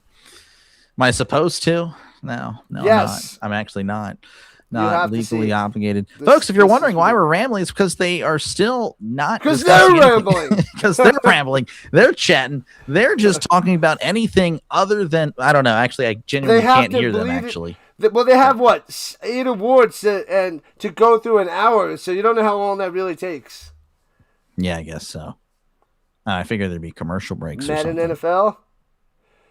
Oh, baby! McMillan, okay. All right, McMillan is the winner. Yep. That's fair. That was my second pick. All right. It doesn't go to a quarterback. All right, there we go. I like it. McMillan, I think he had 1,000 yards. I want to say, honestly, I genuinely don't know. Tatoria. He helped Brian McMillan. Young look good. He had 1,014 yards, which again, with the 17 games, you only need to average 59 yards a game to do that. But yeah, that is still pretty cool though. So congratulations to Toria McMillan. And yeah, good stuff. I'll actually genuinely clap there. That's good stuff. Yeah, I'll actually clap for him. I think with the extra games, people still think 1,000 yards is good, but that's just because it's that extra digit. It's like, 1,000, but that's really not elite anymore. It's good, but you know, 1,000-yard receiver was good in the 80s and maybe early 90s, but you got to be way above that now. Shame on you for not watching Terminator. Unbelievable. I told you, man. I told you. Don't need to watch nothing. Don't need to watch anything. I'm perfectly happy without watching those movies. So what do you do? Like sit on the couch and just like talk? I just stare at the wall. You're like, let me just talk. What the heck happened? Hold on, we lost you. Hold on. Oh, I lost you. You can still hear me. I think. Nope, on both sides. I'm back again. We're having technical difficulties, folks. I don't know if it's because we have both. To be honest, I haven't even looked at the vertical side at all. No, it did that before. Like we started up, so able to catch it quickly. So luckily, it's not much. So cool. All right. Look, what did you miss? All right. So we can just run it down for you again. Only 3 awards have been announced. The assistant coach of the year went to Josh McDaniels, the offensive coordinator for the New England Patriots. That is Rising Rhino's favorite team. Defensive player of the year went to Myles Garrett, defensive end for the Cleveland Browns. And then the offensive player of the year went to Toria McMillan. It was a pun. Of the Carolina Panthers. So, yeah, that is pretty much what has happened. Nothing too crazy. But again, thank you guys for hanging out. Make sure, again, to like and subscribe, folks. And make sure to sub to the other person you're watching Rhinos. Well, you can sub to me. That would be pretty cool. If you're watching me, you definitely got to sub to Rising Rhino. Make sure to do it. Make sure to do it right now. It is fast and free and easy to do. Everybody else is doing it. Yeah, everyone else is doing it. The future of NFL YouTube right here. You're watching it right now. Dropping the links for the Dr. Delay in the chat as well for you. Go ahead and I'm going to go ahead and type it in for. So make sure you go over there, sub it up. Tons of streaming content. I mean, I know I stream a lot, and Dr. Delay is up there with me with the amount of streams that we do. I've been taking a little bit of a breather as well. I'm not going to lie, but we'll start ramping that up in March. And I'm going to be next week. I'm taking I'm going on vacation for like 5 days, so it's going to be nice. Working, teaching, and streaming all these streams, it's insane. So I need a getaway. So play-by-play ice skating. I don't know about that one. I think Ryan, you have to take that one. Ice skating. I do plan on doing the Olympics, but I don't know if I'm doing ice skating. We'll see. Like, that was just an elegant 12. What I don't know. I don't even know how to do that. Like, did you see it? It's going in there slowly. They are really scrubbing away. Oh, what a play by that guy. Oh, you're unbelievable. Good. You are good. You're ready to go. Lock this guy in for the Olympics. We're not doing it. That was actually. I felt like I was there. I felt like I was watching with you. I felt the excitement. 100%. Yeah. Oh, that was so genuinely fake. All that was fake. I was probably. Now I want to watch curling. I really do. Curling. It's just scrubbing away. Ridiculous. Look at that form. Look at the technique from elbow. Oh man, just got it locked in. Knees bent, just going at it. Unbelievable stuff. And that's why they get the bronze medal. All that for bronze. Yeah, but I'm not going to be able to cover much because I'm away for that first week of the Olympics. But the bronze game for hockey is, when is that? The 21st, February 21st at 2:30 Eastern Time. And then the gold match is Sunday morning, 8 a.m. for hockey, men's hockey. So those I could cover, but I'm not going to be able to cover anything else before that. Yeah, I'll try to do what I can. Like I said, I'll try. I genuinely don't know. I need to look at the Olympic schedule. need to look at it. Again, we're in commercial break, folks. Appreciate you guys again for hanging out. Again, we're just chatting football. Feel free to get involved in the chat down below. We're going to be trying to get to the chat as often as we can. A lot of stuff happening, though. But some people, they just make stupid comments, and they're like, why aren't you reading my comment? Oh, my name's 13. You know, like, we'll get your comments. You know, okay. Trisk, I love you, Trisk. I love you, Trisk. I love you, Trisk. But, yeah, it happens. Anyway, it's got to be good. Appreciate you guys. I really do. But yeah. Play-by-play of people at the grocery store. We could do that. We could. What do you think about? Yeah, I don't know. Again, NBA. I'm not really an NBA guy. Apparently, we have a pope in the crowd. Did you see that? He's got a. The pope is in he's the wearing crowd. A bear's on the top of his head. It makes me think of does a bear crap in the woods? Does the pope crap in the woods? That's exactly what I think of when I see him wearing the bear's hat. So I think that's kind of weird. Yeah, it's interesting. I don't know. I know I have a lot of Bears fans that have subbed to my channel. And they definitely have given me a hard time because I've been kind of down on them the entire year. And then, of course, they went to the playoffs and they beat the Packers. But why do you get a lot of Bears fans on your channel? I don't know. I genuinely don't know. But, it's really fun. They're all great. They really are. They aren't, they don't hate on me. Of course, they just give me a hard time about how I've been just pessimistic about the Bears. Ultimately, again, I didn't really think they were that great. Again, they really needed the Packers to kind of self-destruct in order to beat the Packers in Chicago. And I don't know. But yeah, we'll see what they do next year. Again, we don't know what's free agency and all that's going to Oh, wait, isn't that who is that? I heard the voice. That's the lawyer guy. I have no idea. Oh, you don't know. You don't watch your TV shows. What's that guy's name? Bob something. Odenkirk or something. He was on Better Call Saul. So that show, but he was Breaking Bad. Isn't that guy? I have no idea. It sounds like him. It doesn't look like him. He's got the crazy gray hair. But genuinely, no idea. I see Russell Wilson, though. Playoffs. Don't talk about the playoffs. You kidding me? I just hope we can win a game. Another game. Sounds like Tomlin. I just hope we can win a game. Saul Goodman. Yeah, Saul Goodman. Yeah, I have no idea. Nothing. I think that's him, right? I mean, sure. I guess. Stop there. Who you got? Coach of the year? Yeah, I don't know if that's coming up, but I'm thinking of Vrabel, but I do think Liam Cohen has a solid shot. I genuinely believe Liam Cohen has a good shot. Protector of the year? They just put Protector of the Year up there. But yeah, I'm going more Vrabel than Cohen. I think those two will be the ones for sure. Protector of the Year. I genuinely have no idea what this is.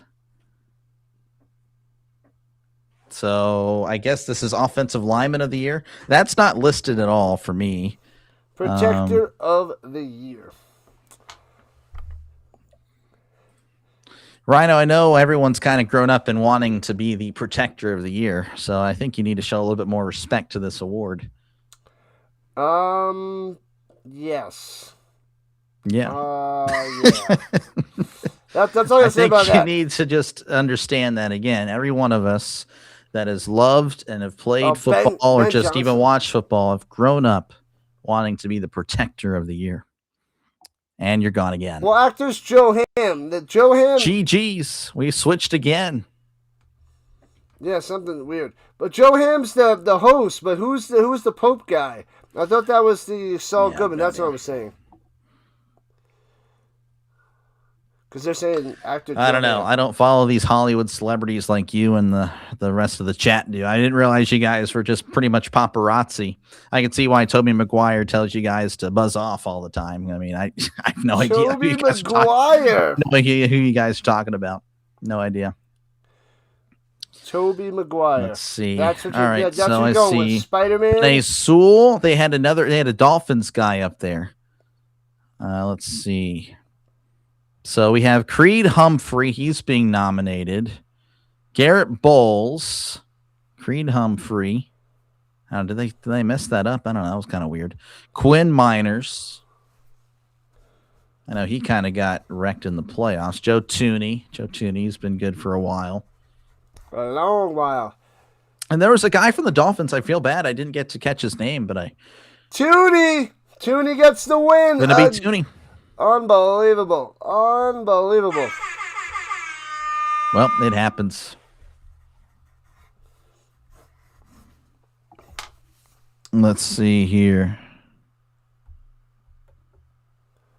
Okay. So Bob Odenkirk, that was him. And he played the Chicago Pope character in a skit. So that's why that makes sense. I didn't see that skit. Okay. Yeah, like I said, I have no idea. But yeah, so Joe Tooney, Protector of the Year. So congratulations to him. That is awesome. Yeah. I'll clap for him again. So good, so good. The Bears. The Bears. So let me actually write that down just in case. I'm sure. Yep, I've been writing it down too. Tony, Protector. So we still have 3 more awards in the Hall of Fame. Yeah, I don't know. I don't know if that's going to be in a half hour. They're stretching this out for another hour and a half. I thought it was like... Are they really doing that? There's no way. There's an hour and a half left on this. Unbelievable. I don't know. Otherwise, it's a half hour. Are they going to get all those other awards in a half hour? I think it's an hour and a half. Another hour and a half, right? Yeah, so I didn't realize it was 2 hours. My bad. I thought it was just an hour. That's fine. That's fine. More chat. Yeah, I thought it was an hour too. And an hour, then the red carpet show. But it was an hour, then 2 hours. So it's a whole football length. Aaron Brewer, gotcha. Orville not happy. Creed was robbed. That's tough. They want to know when Old Man of the Year award is, and that's that already went to Aaron Rodgers. So I mean, hey, he's great. Aaron Rodgers is amazing. Terry Bradshaw, spokesman of the year for sure. For sure. I think this is comeback player of the year. Oh, I forgot about that one. Yeah, that wasn't on the site either. That's not on the list either. Yeah, they're terrible. Genuinely terrible. They're doing a rough job of posting that out there. So NFL.com hates its fans. It doesn't want the Protector of the Year and Comeback Player of the Year. They're not showing these things. With salad in between, probably. I know we got Trevor Lawrence. You want to make it another hour and a half? I totally understand. Totally get it. And you're saying it should be Trevor Lawrence. Oh, I did see that. That was on the Hall of Fame website. Stephon Diggs? I don't think Stephon Diggs. So, comeback player of the year is going to be, it's going to be either Trevor Lawrence, Stephon Diggs, Aiden Hutchinson, Christian McCaffrey, or Dak Prescott. I'm going with Trevor Lawrence. That is my pick. That's a solid one. Aiden Hutchinson, yeah. McCaffrey. Guys, Bryce Young comeback? No, he's not nominated. No. Bryce Young MVP? No, not happening. Flacco. No Flacco. You stop that Flacco nonsense. Oh, there's also a fan of the year. Okay. Makes sense not to vote Belichick. No, it does not make sense for that to happen. That's some good rage bait there, or trolling. Not going to have that happen. All right. They have Dak Prescott as well as a nominee. Did I say that? Prescott? Yeah, I did. They just announced I didn't hear him, and he's coming up there. I don't know. I'm just kind of looking. Jeff is back. Christian McCaffrey, CMC for the win. Christian McCaffrey. Well, I was wrong on that. Don't even know why I make predictions. I'm not feeling good at all for the Hall of Fame. Pretty much if I have you on my Hall of Fame ballot, you're not getting in tonight. I mean, I've been wrong on every single one except for the Assistant of the Year. And I'm really so proud that I got the Assistant Coach of the Year. I'm so happy of all the ones. Actually, no, I think I was also thinking Clint Kubiak as well. I don't know. I had a two for there. No fair, I guess. All right, Christian McCaffrey, comeback player of the year. Congratulations to him. I know he was used a lot. I don't know actually how he did. Comeback fantasy player of the year. Yeah, I'm never taking that guy again in fantasy. Well, he did well this year. He's burned me twice. Both years I've taken him. Both years he's been gone. The Niners lost so many of their players this year, and CMC stayed healthy. So he was actually so close to 1,000 yard, 1,000 rushing, 1,000 receiving, and 1,200 rushing, and then 924 receiving. Wow. So he was better than I thought. Only averaged, though, 3.9 yards a carry. Not ideal, but again, 3.9, yeah, yikes. But, he's the main guy in the backfield, though. Yeah, so. For sure. He's at 7,500 rushing yards, 5,300 receiving, so that's not too bad. That's 12.8 on all-purpose yards. And, well, I mean, actually, no. I mean, he probably has some returns as well. I don't know. Yep, he's better than his dad, Ed McCaffrey, from the Broncos for years. He hasn't returned actually since 2017. I didn't know that. I thought he returned more than that. I liked Ed McCaffrey back in the day. He was on the Giants. Yeah, I remember him on NFL 2K1. I would play with the Broncos a lot. And I would be throwing to him, Ed McCaffrey, and Ron Smith. Yep. They were both really good. I wouldn't say they were elite, but they were pretty good wide receiver combo. Absolutely nuts. Yeah, no, the Belichick thing is crazy. All right, looks like are they doing the coach of the year? Is that what I'm seeing? Or no? I didn't see that, but you don't know. Throw a dart at the dartboard and that's what they're doing next. The Don Shula High School coach of the year.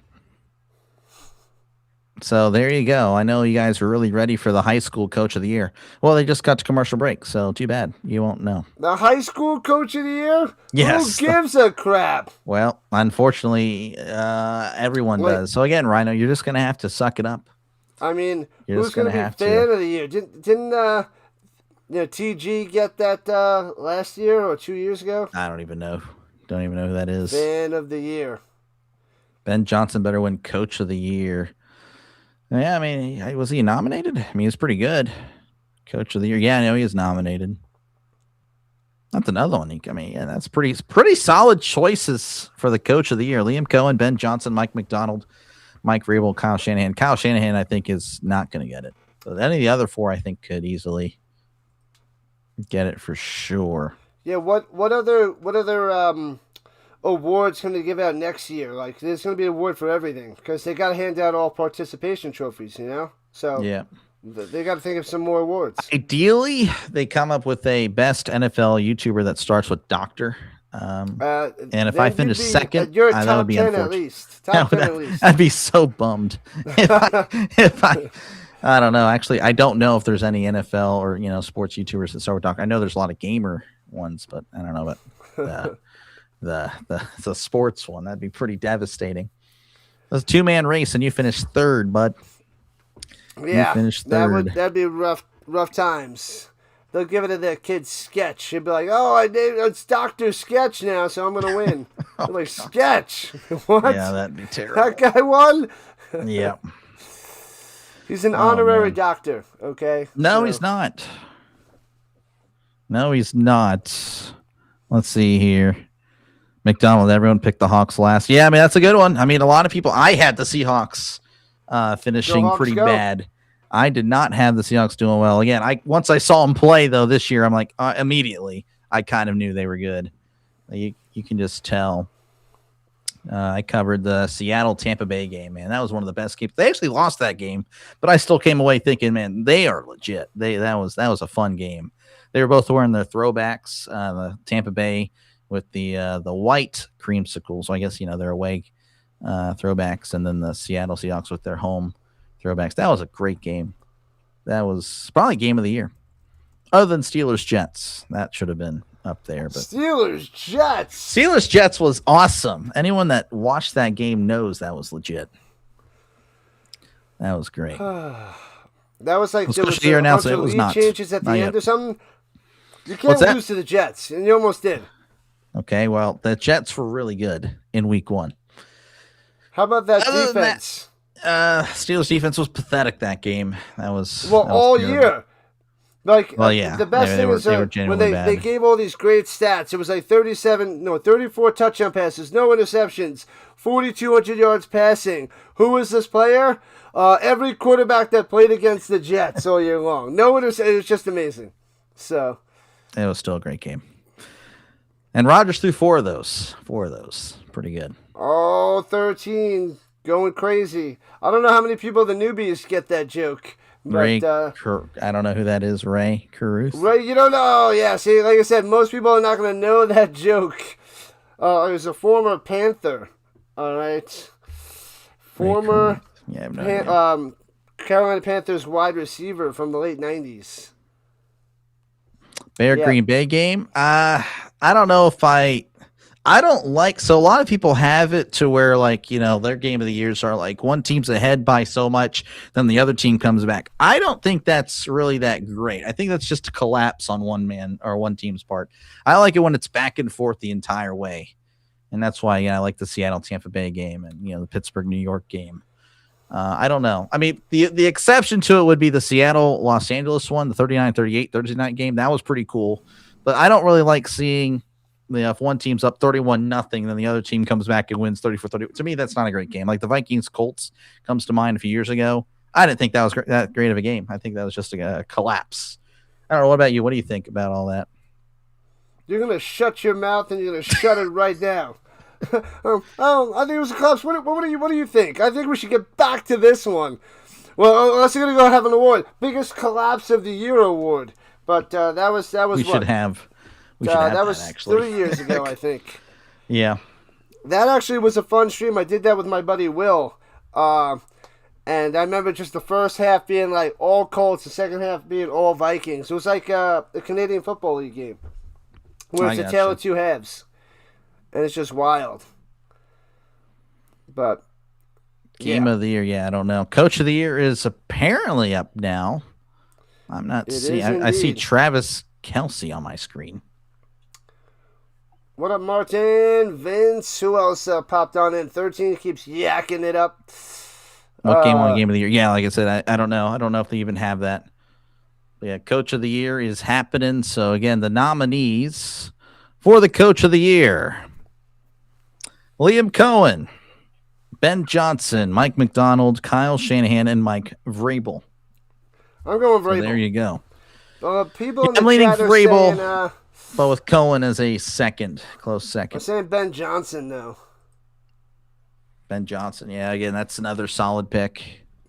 Really solid. And again, Mike McDonald. Again, like, honestly, you have 4 solid picks. Really do.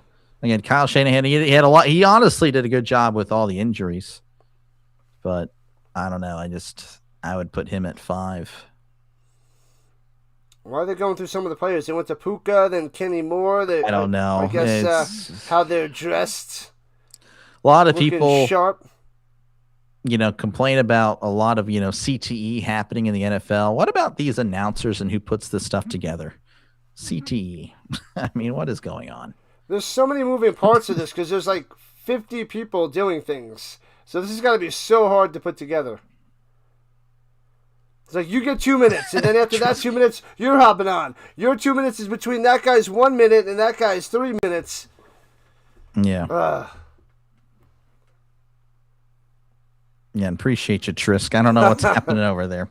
All right. I'll lose 6% of my viewers. Vrabel turned a 4-13 team into a Super Bowl team. He has to win, or it's a robbery. I mean, that's a solid argument. That's kind of why I'm picking him. Again, there's other great stories as well. But yeah, I would think that would be the one that makes the most sense. But again, Mike McDonald also has a great case. Same thing again with Liam Cohen, and Ben Johnson. Really a solid group this year. Which I'd love to tell you the winner.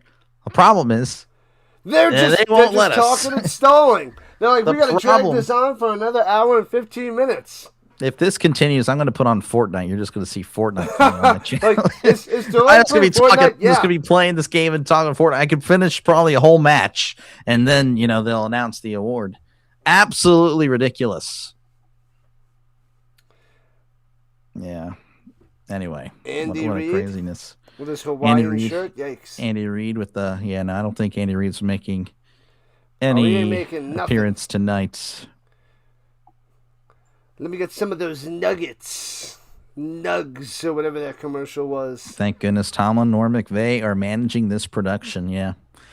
They would be wasting challenges and killing a lot of time, wasting a lot of time, burning timeouts early. You used all the commercial breaks in the first hour. Yeah, for sure. That would be that. It's like the last 2 minutes of a basketball game. It's just like, yeah. Stop. Whistle, whistle, whistle. Foul. Ben Johnson. Did Ben Johnson win the coach of the year? Well, he could. I don't know. Like I said, surprising year. No idea. Patches O'Houlihan should be coach of the year. That I like. I'm in. I'll sign up for that.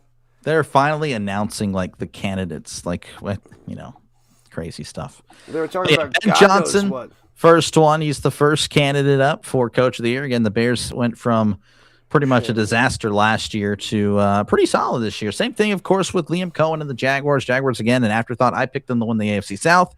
I was called a madman by somebody here, and yet they did. Actually, they didn't. No, yeah, they did. And they did pretty well. Kyle Shanahan again dealt with a injured San Francisco team, but he still powered them through and got them to the playoffs. Did a good job. And of course, Mike Vrabel has taken over for Coach Mayo after 1 year. Jared Mayo, and went from the worst complete trash to really solid and very impressive. And makes you wonder why the Steelers couldn't make that higher last year. And then finally, Mike McDonald with Seattle again. A lot of Ravens fans upset that the Ravens couldn't keep this guy to replace Harbaugh. He's going to Seattle and is coaching in his first Super Bowl this year. And the winner is Mike Vrabel. Congratulations to Mike Vrabel. Let's give him a golf clap. Now clap. Mike Vrabel is your coach of the year. Oh, he's not there. Well, he's, doing some... He's got an important job right now. He's kind of got something he's doing. He's getting the cameras ready for Spygate. I mean... Oh, yeah. He's got them everywhere. He's either setting up some cams or he's tampering with the footballs or something. He's doing something. That is the way of that is the Patriots' craft for you. Okay? Yeah. Pun intended. It's not easy. I know it's not, Trisk. Again, I appreciate you, Trisk, going all out for us tonight. Are you kidding me? Sorry, Hawks fan. Yeah, it's tough. Again, it was close. Yeah, again, you really could make the argument for all these guys. You really could. I mean, these guys are all great. But, Vrabel's got it. Oh, baby, he's got it. Yep, I think that's a good decision. But, yeah. Cameron Dicker, what is he out there? They really know how to spread this out to every single person. How are they going to get Taylor Swift on there, Patty Mahomes out? They're going to get everybody out there. Like every single player from every single team. Yep. It's going to be crazy. That's the way of the force. It's the way it is. So what is this? What is this award? Football. Oh. Uh-oh. Flag football. Well, flag football players of the year. Is that what it is? Is that Trey Lance? I think that's Trey Lance. No, nobody knows. No, it's Jordan Love. Yeah, it's Jordan Love. The Golden Corral player of the year. If only. I'm getting hungry. That's all I know. Anyway. I thought this would be done in like 10 minutes. But was too I bad. wrong? We're on here all night, apparently. We're going flag football? Not even halfway through this thing.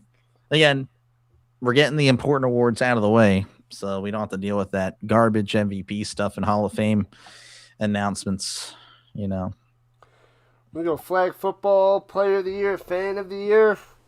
Flag players of the year. That's what. And then we're going to get like high school coach of the year. Man. See the chat not happy with the Vrabel pick. Not happy with the Vrabel pick mad. at all. The chat like, is Ben not Johnson. happy. Ben Johnson. They're not happy about the Vrabel pick. I thought it was a fine pick. I thought it was a fine pick. I mean, again, you really couldn't go wrong with either of them. They were all really solid. And now they're going to a commercial, so they're like, oh, we're going to talk about flag football after this commercial break. Like, that's going to reel people back in. Like, that's not how you... Stay tuned. We're going to talk flag football when you get back. No. That doesn't... Like, I don't think they knew what the real hook was, Yeah, that's... Could have been a teaser like, hey, we'll introduce one of the inductees to the Hall of Fame. Nope, flag football. With all these commercials, like, and all this planning with getting all these people in there, they're like, all right, here's a great idea to reel them back in. Flag football. Flag football. Let's talk about flag football. I don't even know who won. But again, thank you guys for hanging out, man. Appreciate you guys. Yeah, no, that's just so dumb. So dumb. The Bud Light Player of the Year, nice. But yeah, no, again, we'll both be covering the Super Bowl. So again, make sure to sub it up to the other channel. Again, I'll be sure to post a Rising Rhinos link in the chat. And yeah, make sure again to sub it up. We'll be covering the Super Bowl, one final NFL game for the 2025 season. And it's sad. It's already gone. I'm really devastated. Really devastated. I kind of felt like after, honestly, NFL season really ends for me. Well, obviously when the Steelers are eliminated, but really after wild card round, because like there's actually really after the week 18, because like I kind of enjoy, looking at the bottom of the screen and seeing, like the Titans 14, Jacksonville 7, like, you don't see that in the playoffs, knowing that there's other playoff or football games happening. There's nothing. I miss it already. I already do. Yep. Yeah, the AFC Championship games, there was only 2 games on. It's like, come on, there's got to be more. Yeah. So, it's rough. It's rough. And then we have to wait till the end of March for the UFL, and that's nowhere near this level. But. Yeah, UFL. I mean, I think it could be okay. Like I said, it's really going to be, is the actual game entertaining? Can they actually make it? That's what bothers me about the XFL, UFL, all that stuff, is that the XFL, whenever they were coming out, they were really like, hey, we're not going to be slow. We're not going to be boring. You're going to see a lot of big hits. You're not going to see a lot of penalties. And well, really, we haven't been promised that. Of course, again, the XFL had to fold or sell or whatever. But the UFL is pretty much like a NFL light. And that's not what they really should be going for. They should be going for that, the 2000s NFL type of vibe, and they're really throwing it away. That's just me. I feel like that's how you would get a lot of viewers and a lot of fans, is by getting more of that physicality and, the big hits, and bring that back. I don't know. I feel like they got to do something different. I don't know if it's going to work. They tried how many times now? 6 or 7 times. Yeah. Of these spring leagues, and I don't know if it's going to work. I hope one works, but until they go global, I don't know if it's going to work. They're not going to get enough people watching. So here's my idea. I don't know how it's going to work, but they got in baseball the Savannah Bananas. If they do some version of that for football, that's like entertainment and a little bit of football, maybe that can work. But I don't know if the full-on other league is going to work. So that's what I'm thinking. They got to switch it up and go a different route. Personally, I can't stand the Savannah Bananas, so it wouldn't attract me if that's what they went with. I like football. I think they should. Me too. Really just kind of lean into like, hey, this is football. This is football that you grew up with, not the current NFL. I think, again, if you kind of bring that smash mouth attitude back and, it displays on the field, I think you could have a great product. I think you really could. Again, I think, I don't know. I don't know what the TV money is, but I feel like it's got to be decent if you're getting broadcasted on both Fox and ABC, ESPN, or whatever. So they have, you'd think they'd have the money. To compensate these players, but what they need to do is like they got to go with the practice squad guys on the NFL and have them in there. So it's like fight for that, because they need those guys to possibly make the team in the NFL and like not make the team, but be like backups. But they got to give them playing time, so that'll only help the NFL if they do that. And it's players that are going to go and play that people want to watch. Be like, all right, this guy's on the Vikings practice squad, let's say, I want to see him do well in these games. So they need to partner with the NFL. No, I agree. I think that'd be a good step forward. By the way, Roger Goodell's on the screen, the guy that's ruined the game for me. That fraud. Ruined the game, but he's made them so much money. But forget that guy though. But anyway, I do see a comment there again. They have not really announced a lot of awards, but the awards they have announced are as follows. The Assistant Coach of the Year went to Josh McDaniels. Defensive Player of the Year, Myles Garrett. Offensive Rookie of the Year, Tatoria McMillan. Protector of the Year, Joe Tooney. Joe Tooney, right? I can't remember his name. Joe first. Yeah, I have Tooney. Comeback Player of the Year is Christian McCaffrey, and then Coach of the Year is Mike Vrabel. If you're like, well, what about the Offensive Player of the Year? I did not announce that. What about the MVP? Again, I didn't quite announce it because it wasn't announced already. But what about the flag football award? What about that? They actually did announce it. I don't really remember. I didn't write I'm on the edge of my seat here, Delay. I know. I kind of let you guys down with that. Sorry. I have to find another stream if you wanted the flag football award. He hate me. Do you remember He Hate Me? Do you remember that Delay? I know Rod's smart, but I don't remember him as He Hate Me. I just know him as Madden 05 running back with a lot of hair. That's how I remember him as. And he won a Super Bowl on it, but he wasn't on the Panthers. Where was he? I mean, he was on the Panthers. I don't know. I'd have to look that up. I can look it up right now for you. I think he was on the Super Bowl winning team, unless he was on the Super Bowl losing team. Rod Smart. Yeah, I think. I mean, he was on the Panthers. He was the Panthers. I remember that. He was on the Panthers. That's it. Eagles and then the Panthers. Oh, so did he win one with the Eagles? No.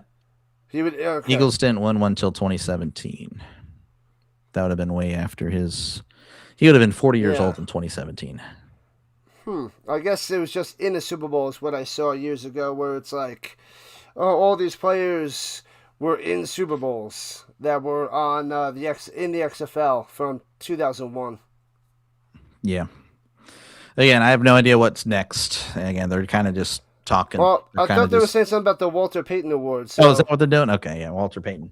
So, Walter Payton, Man of the Year. There you go. That's the most prestigious honor. That's what they tell us. That's what they tell us all the time. It's the best award. That is what they tell us. That is what they tell us. Oh, here's the nominees. I got a bunch of people. Yep. How many? It's like 17 people coming. I don't know. Yeah, I have no idea. We'll just hopefully they give us a list. They do. It's 32 people. Again, that's right. Every team has one. Every team has one. Okay.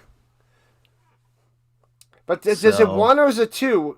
Did two guys win this? I think just one win. I think it's just because it's Walter Payton Men of the Year. It's not Walter Payton Men of the Year. What was the award where they do something like that and two guys win? I thought it was this one. All right, I must be thinking of a different one. You know, look at those couldn't suits. Tell you. This award show, this award show is pretty. I mean, it's not ran well at all. Like I said, Roger, I'm not a fan of you at all. But hey, if you want the show to be run correctly, feel free to chat down below. I'll get you my contact information. And they bring them all onto. And then they go to a commercial. What is happening? I don't know what to tell you. It's like this is like a commercial show with an occasional award. Yeah. It's like what's that hockey and that fight joke? Oh, I went to a fight and the hockey game broke out. Yeah.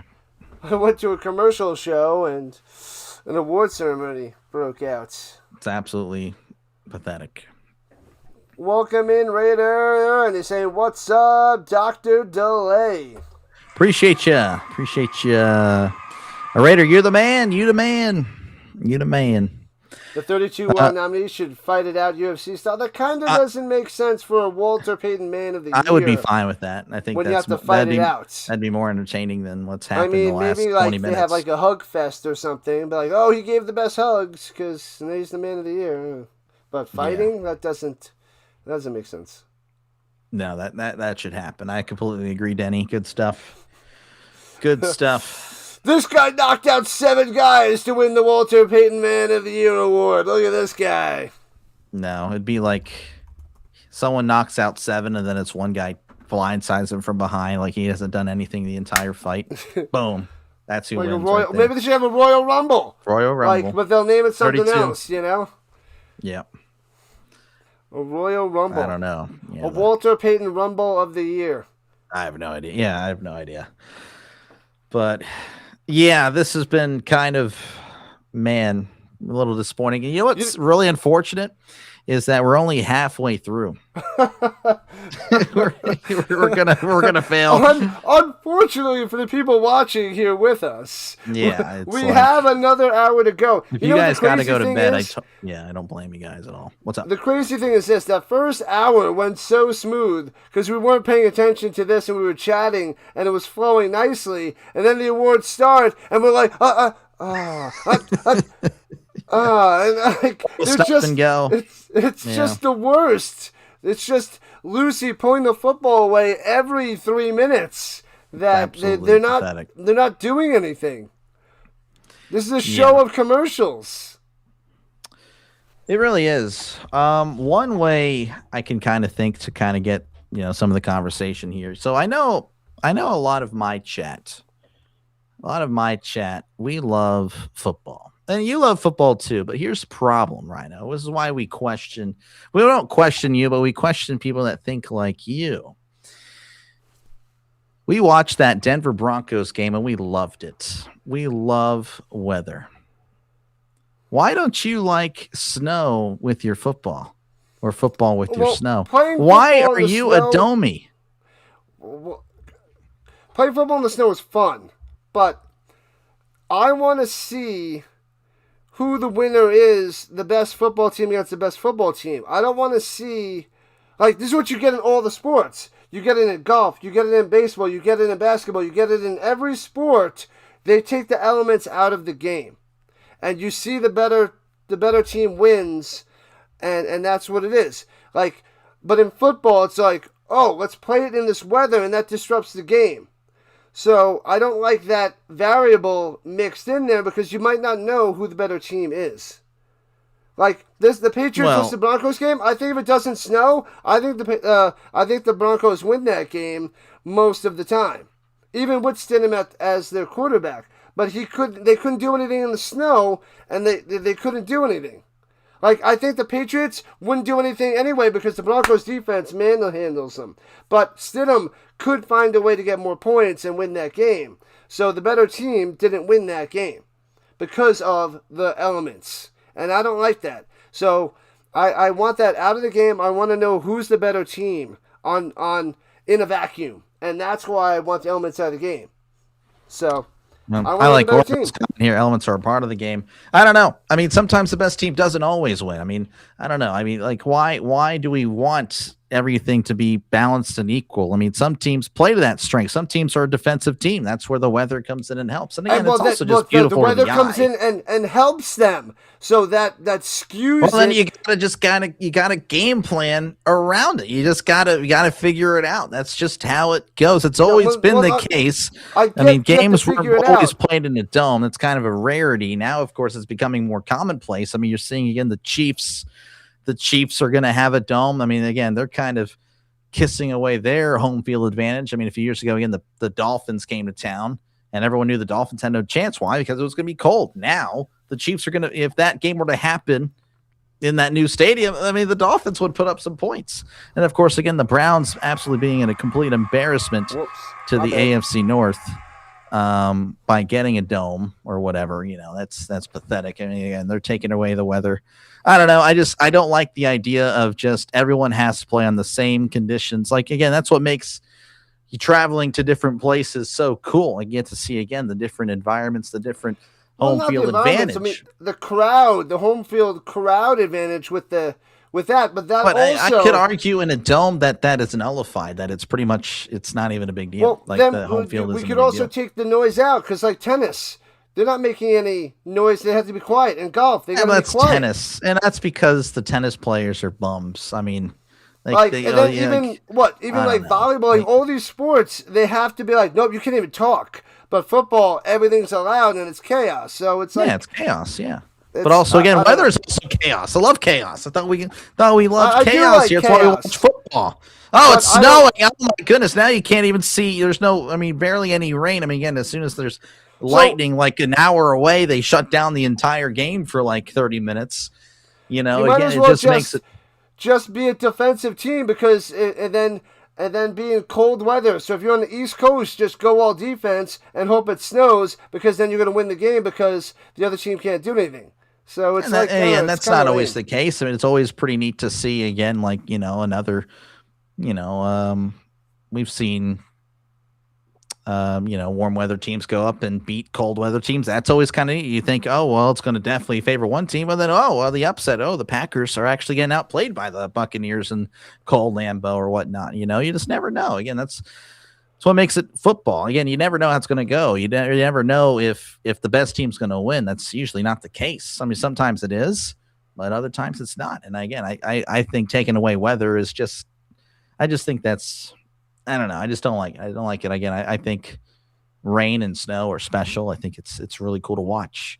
And I enjoy watching those games. It affects the game. And I like if the players affect the game, not if random snow and rain affect the game.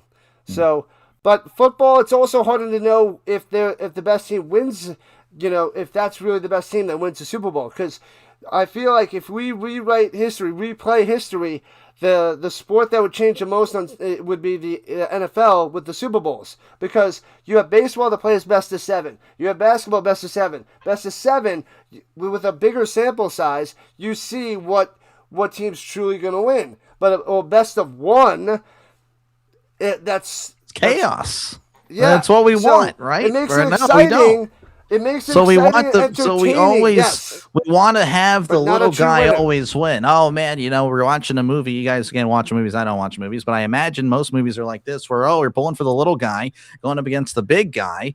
And again, whatever. And then, but when that happens in real life. Well, we don't want that to happen when the college football playoff. Get that group of 5 team out of here. I actually don't want to see the little guy, the underdog, win. I don't want to see, in the NFL, a team that has to get by with defense and luck and snow to win. I mean, I think that's crazy.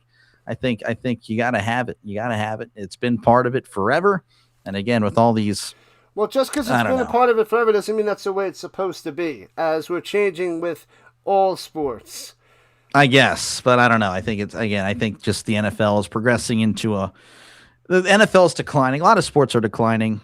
And I just think, again, making everything stale and look the same is just, I don't know. I'm also, again, I like visually appealing things and turning everything into an indoor spectacle. Well, you don't even know where you take away the logos. Where are you playing? Yeah, I don't know. It just nothing would be special about traveling to Pittsburgh if it was in the Dome, or Seattle or New England if they all played in a closed atmosphere. There's nothing special about traveling to that specific location. All right, they just had DJ Moore.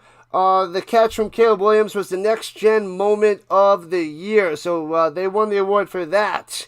And we are segueing to Kurt Warner, and we're getting into the Pro Football Hall of Fame part now. That's good. Finally. Did they not, the Man of the Year, Walter Payton, they put him on there, and then they're just see ya, get out of here. No, the Man of the Year was, I guess, they brought him out there, and then they announced it during commercial break. That must have been it, because, it's not important. And the same thing with, what was it, the Fan of the Year and, the flag football. Flag football, yeah. So we don't know. To heck with it. But anyway, the Hall of Fame class coming up there. Tell us again, DeLay, your thoughts on the Hall of Fame. Well, first give us the 15 eligible players. Okay, yes, the 15 eligible players for this 2026 class. In no order, alphabetical order, I guess. Willie Anderson, he was an offensive tackle, I believe, for the Bengals. Drew Brees, of course, you know him. Jahari Evans, he was a guard for the Saints. Larry Fitzgerald, Frank Gore, Torrey Holt, Luke Kuechly, Eli Manning, Terrell Suggs, Adam Vinatieri, Reggie Wayne, Kevin Williams. He was a defensive tackle for many teams, Vikings, Bills, etc. Jason Witten, Darren Woodson, again, a defensive back for the Cowboys, and Marshall Yanda was a guard for the Ravens many, many years ago. So those guys are the 15 eligible for the 5 spots, up to 5 spots in the Hall of Fame. So now they're actually announcing the players. So Larry Fitzgerald gets nominated in. So Larry Fitzgerald is in, and then we got Luke Kuechly in there. So far I have 2 of them right. So I had Fitzgerald, Kuechly, Breeze, Wayne, and Woodson. Oh, there we go. Adam Vinatieri. That was my 5th. I was saying it's going to be Vinatieri or Witten. Did not see that happening. Vinatieri's the best kicker of all time. He has to be in, but he's not first ballot. He comes in the second year. Best, but he's never getting in. Not anymore. Interesting. So Adam Vinatieri. Okay, so I was wrong on that. Whoa. What happened? Hall of Famer Roger Craig is in there. How do you feel about that one? Yeah, Craig was part of the other the older people class. I don't know. You boomers and Gen Xers, older Gen Xers can let me know about that. The Snowman's going to love that. He's been pushing for him for a while. Yeah. All right, I guess we need Matt Forte in the Hall of Fame now. I don't know. So he was good, but not Hall of Fame. He was good. And then Priest-Holmes to get him in there as well. Like Roger and obviously inducted is Drew Brees. Wow. Obviously. So but Craig is one of the 5? That counts as one of the 5? I didn't think it counted as one of the 5. That's shocking. Wow. I thought it was a separate thing. I thought it was completely. So yeah, Roger Craig, Ken Anderson, and L.C. Greenwood were the in the other class, but apparently, okay, I don't know. I think they changed it all up. The NFL honors there, Butterfly. That's what we're watching. The Hall of Fame. Gerald. Oh man, yeah. So Delay and I thought Darren Woodson was going to get in this year, but they do not. Woodson and Wayne, Reggie Wayne. But that did not happen. Yep, I didn't think Wayne was going to get in. I'm like, it's Vinatieri or Witten. All right, but so you're Vinatieri's better. Vinatieri? Yeah, I mean, I think I'd put in Witten before Vinatieri. How? And I love kickers. I'm a kicker myself. I was a kicker. I was a punter and a kicker, soccer player, all that stuff. I don't know if I really highlight Adam Vinatieri, though. I don't really know if I put in kickers and punters, to be honest with you. Well, if you're going with Hall of Fame players, and if you're going from each position, like, he's the best pretty much all time. So, I mean, it makes sense to put him in. I mean, you don't have to put in every position. Are we putting in the best long snapper of all time? I mean, are we? I don't know. I don't think we actually have one. No, I don't really think a guy that the long comes on the field for about 4 or 5 times a game should be in the Hall of Fame. I don't think Devin Hester should have been in the Hall of Fame. Again, a guy that only touched the ball 5 or 6 times a game, maybe. I don't think he should have been in. But they impacted many games, like especially Vinatieri. Well, I mean, again, that's when that's where the Eli crowd comes in. You know, it's not just it's a lot of games, and then getting into in the weather in that snow, Vinatieri kicking that field goal to win the game against the Raiders. That's huge. Yeah, I guess. I mean, I don't know. Again, I know. And then winning a bunch of Super Bowls, so it's like. I don't know. I wouldn't he had put him to in. carry Brady for years until Brady was able to fly with his own wings. I mean, everything I know. I mean, everything you're saying, I understand that happened, and I kind of agree with. I don't think that means they're a Hall of Famer. But anyway, for the class of 2026, Larry Fitzgerald, Luke Kuechly, Adam Vinatieri, Roger Craig, and Drew Brees. Those are your 2026 Hall of Famers. So Fitzgerald gets in first ballot. Was Kuechly first ballot or no? No, he's been out there. He was not. He was second ballot. Okay, so Fitzgerald and Brees. You have that list of 15 up, right? Was Roger Craig on that 15, or was that? He was not on the 15. Again, they also had Craig, Ken Anderson, L.C. Greenwood, Belichick, and Kraft. And again, I don't know how that really works in. Why did they do that? Because I don't know. It made it seem like it's supposed to be up to 5 of those 15. I and then you could get guys drafted, chosen. No, trust me, I know. But they didn't do that. Yeah, no, I agree. Kicker hater is great. I'm not a kicker. Again, I was a kicker myself. I was a punter, kicker. Hater. I was special teams. Not a hater. Love kickers. I always highlight special teams whenever it happens. Big special teams guy. They're not Hall of Famers in my book. Again, I'm sorry, my standards are just completely up here and everyone else is down here. I apologize. The best kicker all time. He's got to go in. I have high standards for the beautiful game of football that I love and treasure, but I've been witnessing, and again, I'm not old. I'm not a boomer, Gen Xer. I didn't grow up watching football in the 70s or 80s. I was born in 96, but even I can acknowledge the game has deteriorated on the field, off the field with this dang stupid production of the honors, and now the Hall of Fame is now being deteriorated again. Not even putting Belichick in the first class, you're putting Vinatieri. Unbelievable. And Roger Craig. Unbelievable. So Belichick is one of the best coaches of all time. Vinatieri is the best kicker of all time. So you want one but not the other? Again, coaching is much. No, a kicker, again, only on the field. I mean, 6 or 7 times a game.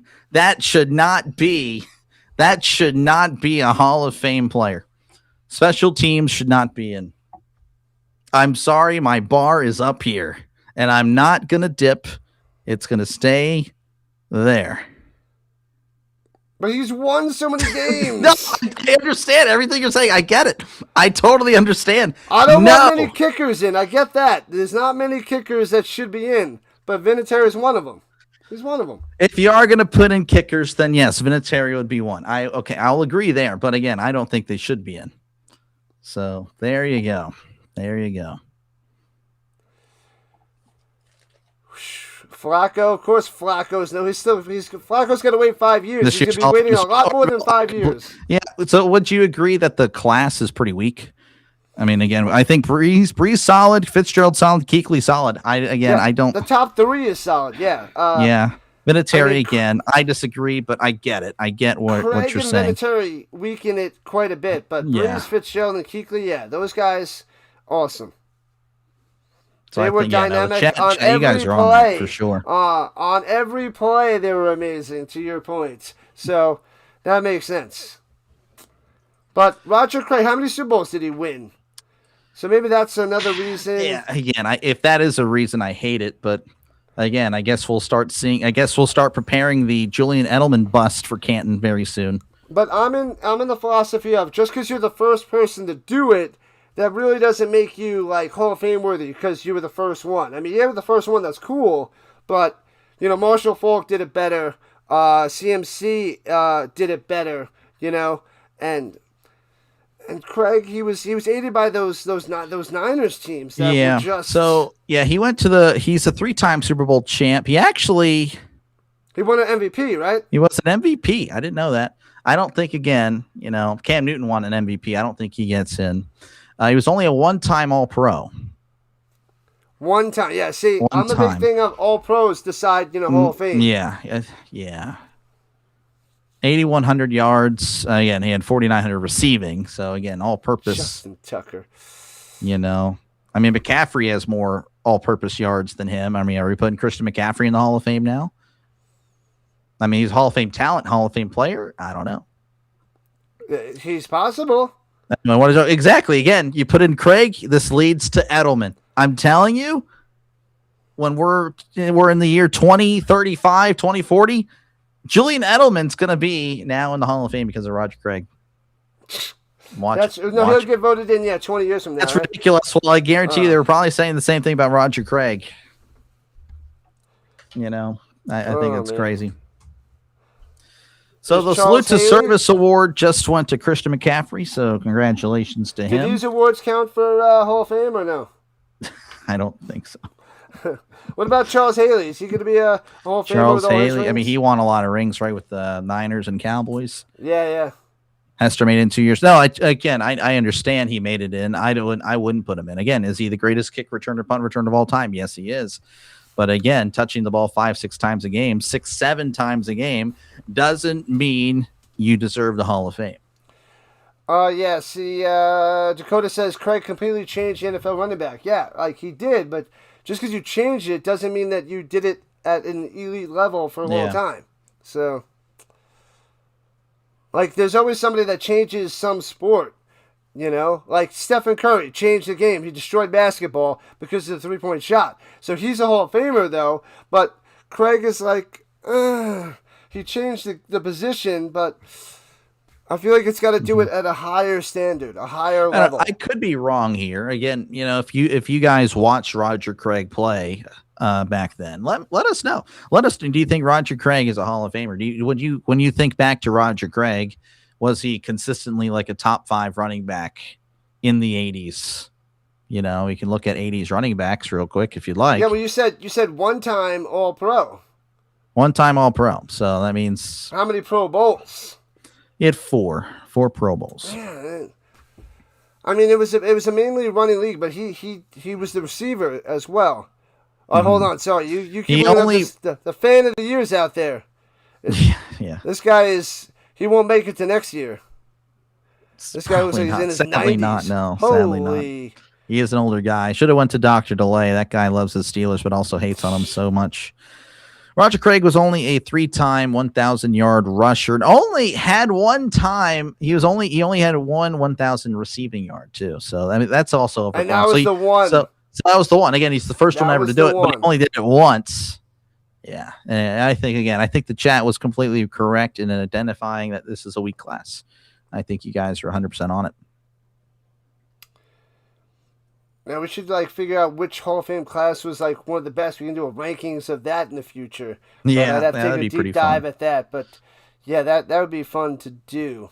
Devin Hester, the only person to have an opening touchdown kickoff, Super Bowl, most kickoffs, punters, scared to even kick. I get it.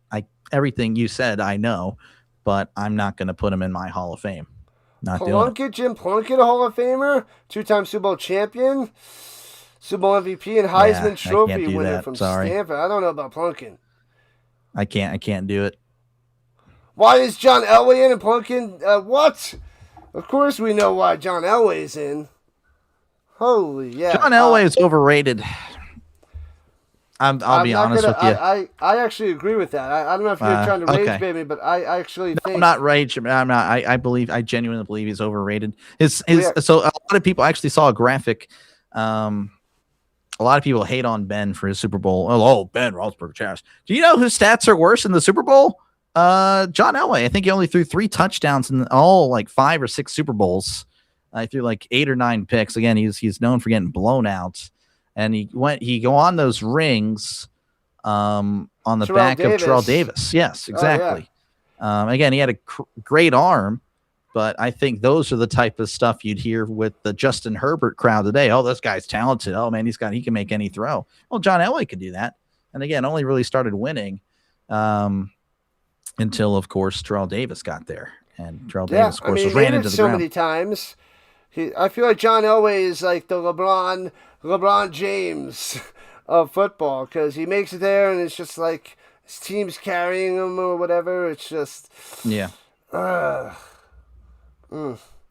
it's I would agree. Again, he's good. I don't think he's. But so many people love John Elway, then they hate him LeBron James. Well, I don't like Elway. I mean, I like Elway. He's fine, but I don't like. I think he's overrated. I don't like LeBron. I can't stand LeBron personally, but I mean, I don't really care to talk basketball, to be honest.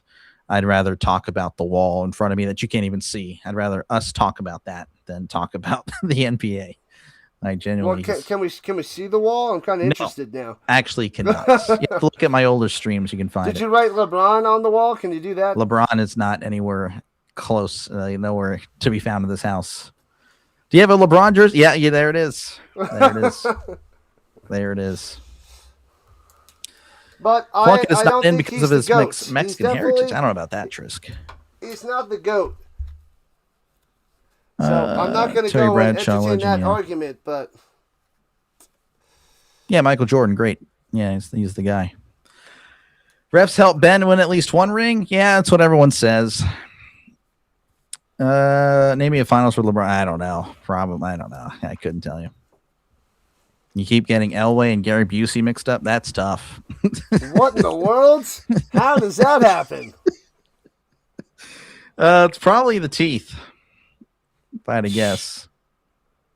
Man, oh Who is offensive player of the year? I wish I knew, Davis. I wish they would tell us. They're going to get to it in a couple minutes. Probably right after another commercial break.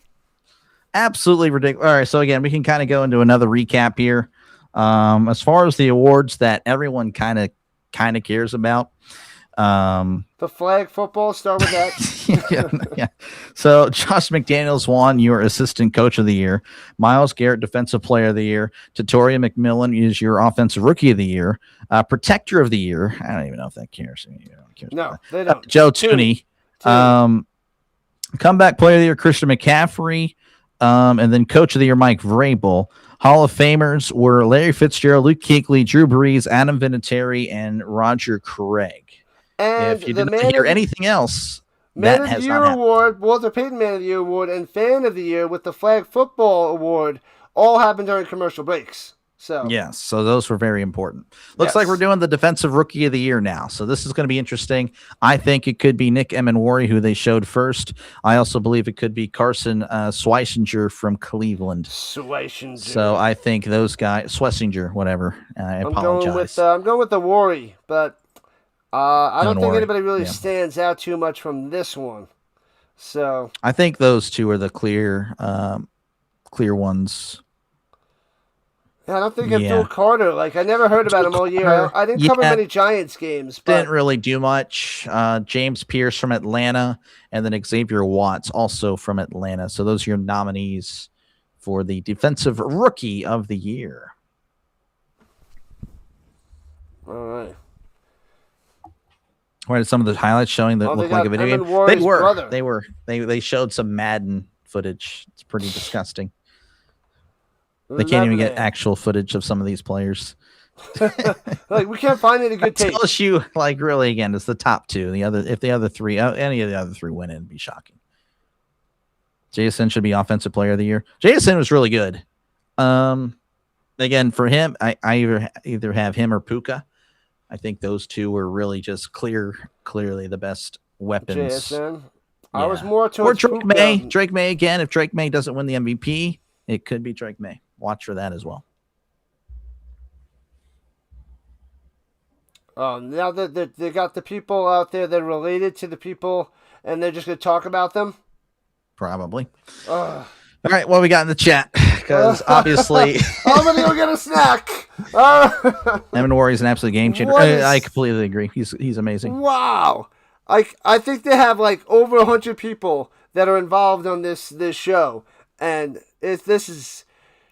Maybe this. I don't think I've missed anything in the last so many years of them doing this. I'm sure they made it so much crazier in the last few years to try to make it entertainment. But man, this is rough.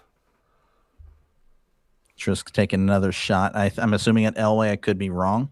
Hey everyone, can we all collectively celebrate together that Ben Johnson was not the coach of the year? Oh wow, I'm sure Tiffany good times. riling up the Bears fans.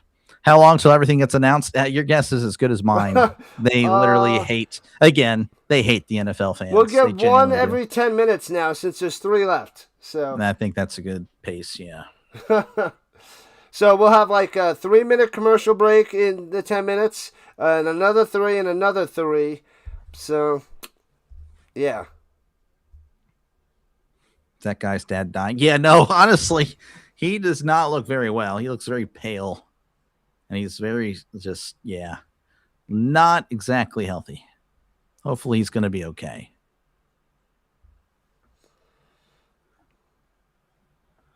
This is your new First Take. Yeah, I don't know about all that. We're probably better than First Take. I would. Is that show still going on? Yeah, I want Stephen A. Give me Stephen A. We can debate on Mike Tomlin and the Steelers. Screaming A. Yeah. Hold on. Wait for it. Why so long? I don't know. Who won? Like I said, I'm 10 seconds behind, so maybe I'll see it. Again, it's either Emenwari or Schweissinger. There's no way it's either one or anyone else. Schweissinger wins. Carson Schweissinger. So there you go. There's your Defensive Rookie of the Year. So the Cleveland Browns being represented tonight, Myles Garrett and Schweissinger. So there you go. Yeah, so the Browns are all defense with no offense. But hey, they have two award winners on the defense and a quarterback that made the Pro Bowl. So how about that? Two quarterbacks that made the Pro Bowl. The Browns are stacked. The Browns won three games and they're winning all the awards. They're really good. Goku's got, I don't think Mike Evans should be a first ballot. Here's why. He was always consistent, but never the best. He was always been top 10 in active players, but never, again, could get above that. What's your take on that? Who's it, Mike Evans? Mike Evans, yes. Mike Evans, first ballot Hall of Famer? Yeah, I would say no, personally. Yeah, I would say, I mean, he's been consistent and solid. I feel like he's I don't want to say above average, but I want to say not elite. But for a really, like, here we go. Well, I'm going to go with Derek Frank Jeter. Gore. Derek Jeter of baseball, who was I don't know. who played really well for a long amount of time. But he was never like, I don't think he was ever amazing. You know what I mean? Yeah. No, I mean, I would, yeah. He's not amazing, but he's really good, and he did it for a really long amount of time. He's good. Very, very, very showing up. He shows up all the time, like Derek Jeter. You know what I mean? Yeah. I mean, I would, again, I think of him as Frank Gore. I really do. Okay, yeah. If you want to I don't think of him as a great player. He was a good player. Again, consistently really good. Again, I'm seeing 10 seasons with the 1K yard. I totally get it. I totally understand. But I mean, look at the era that he played in. I mean, I can go ahead and just pull up his stats real quick. I mean, you're going to compare him to everybody else? I mean, I can. I mean, not just mentally thinking. 10 straight 1,000-yard seasons. Yeah, obviously. Again, so he had 1,001, 1,006, 1,004. He really had to barely get it going. Yeah, they had to go out of their way to make sure he got it.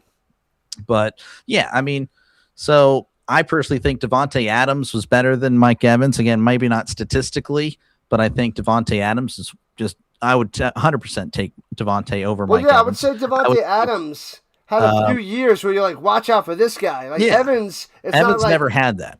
Evans was never that top 5, top 3 receiver. Antonio Brown again played in his era. Everyone would watch out for that guy. Like that guy's like, oh my god. Yeah, everyone would take Julio. Even prime Odell, you would take Odell over Mike Evans. You would take AJ Green over Mike Evans. When they got the wow moments, you'd probably take DeAndre Hopkins over Mike Evans. I mean, there's so many receivers you would take. Hopkins, again, I'm just trying to think who played during these years, 2014 to 2025. I mean, the guys that are like, oh, this guy was the best wide receiver in the league that year. Can you find one time where Evans was the best wide receiver? Because you got Marvin Harrison. Oh yeah, he was, the guy.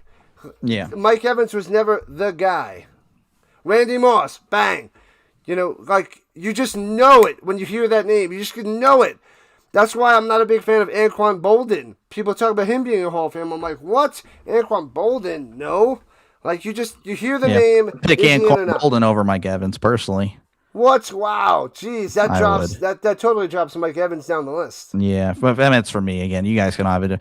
Adams is getting it. I mean, yeah, probably not, but I think Adams is much more worthy than Evans. I mean, I personally would put Adams in.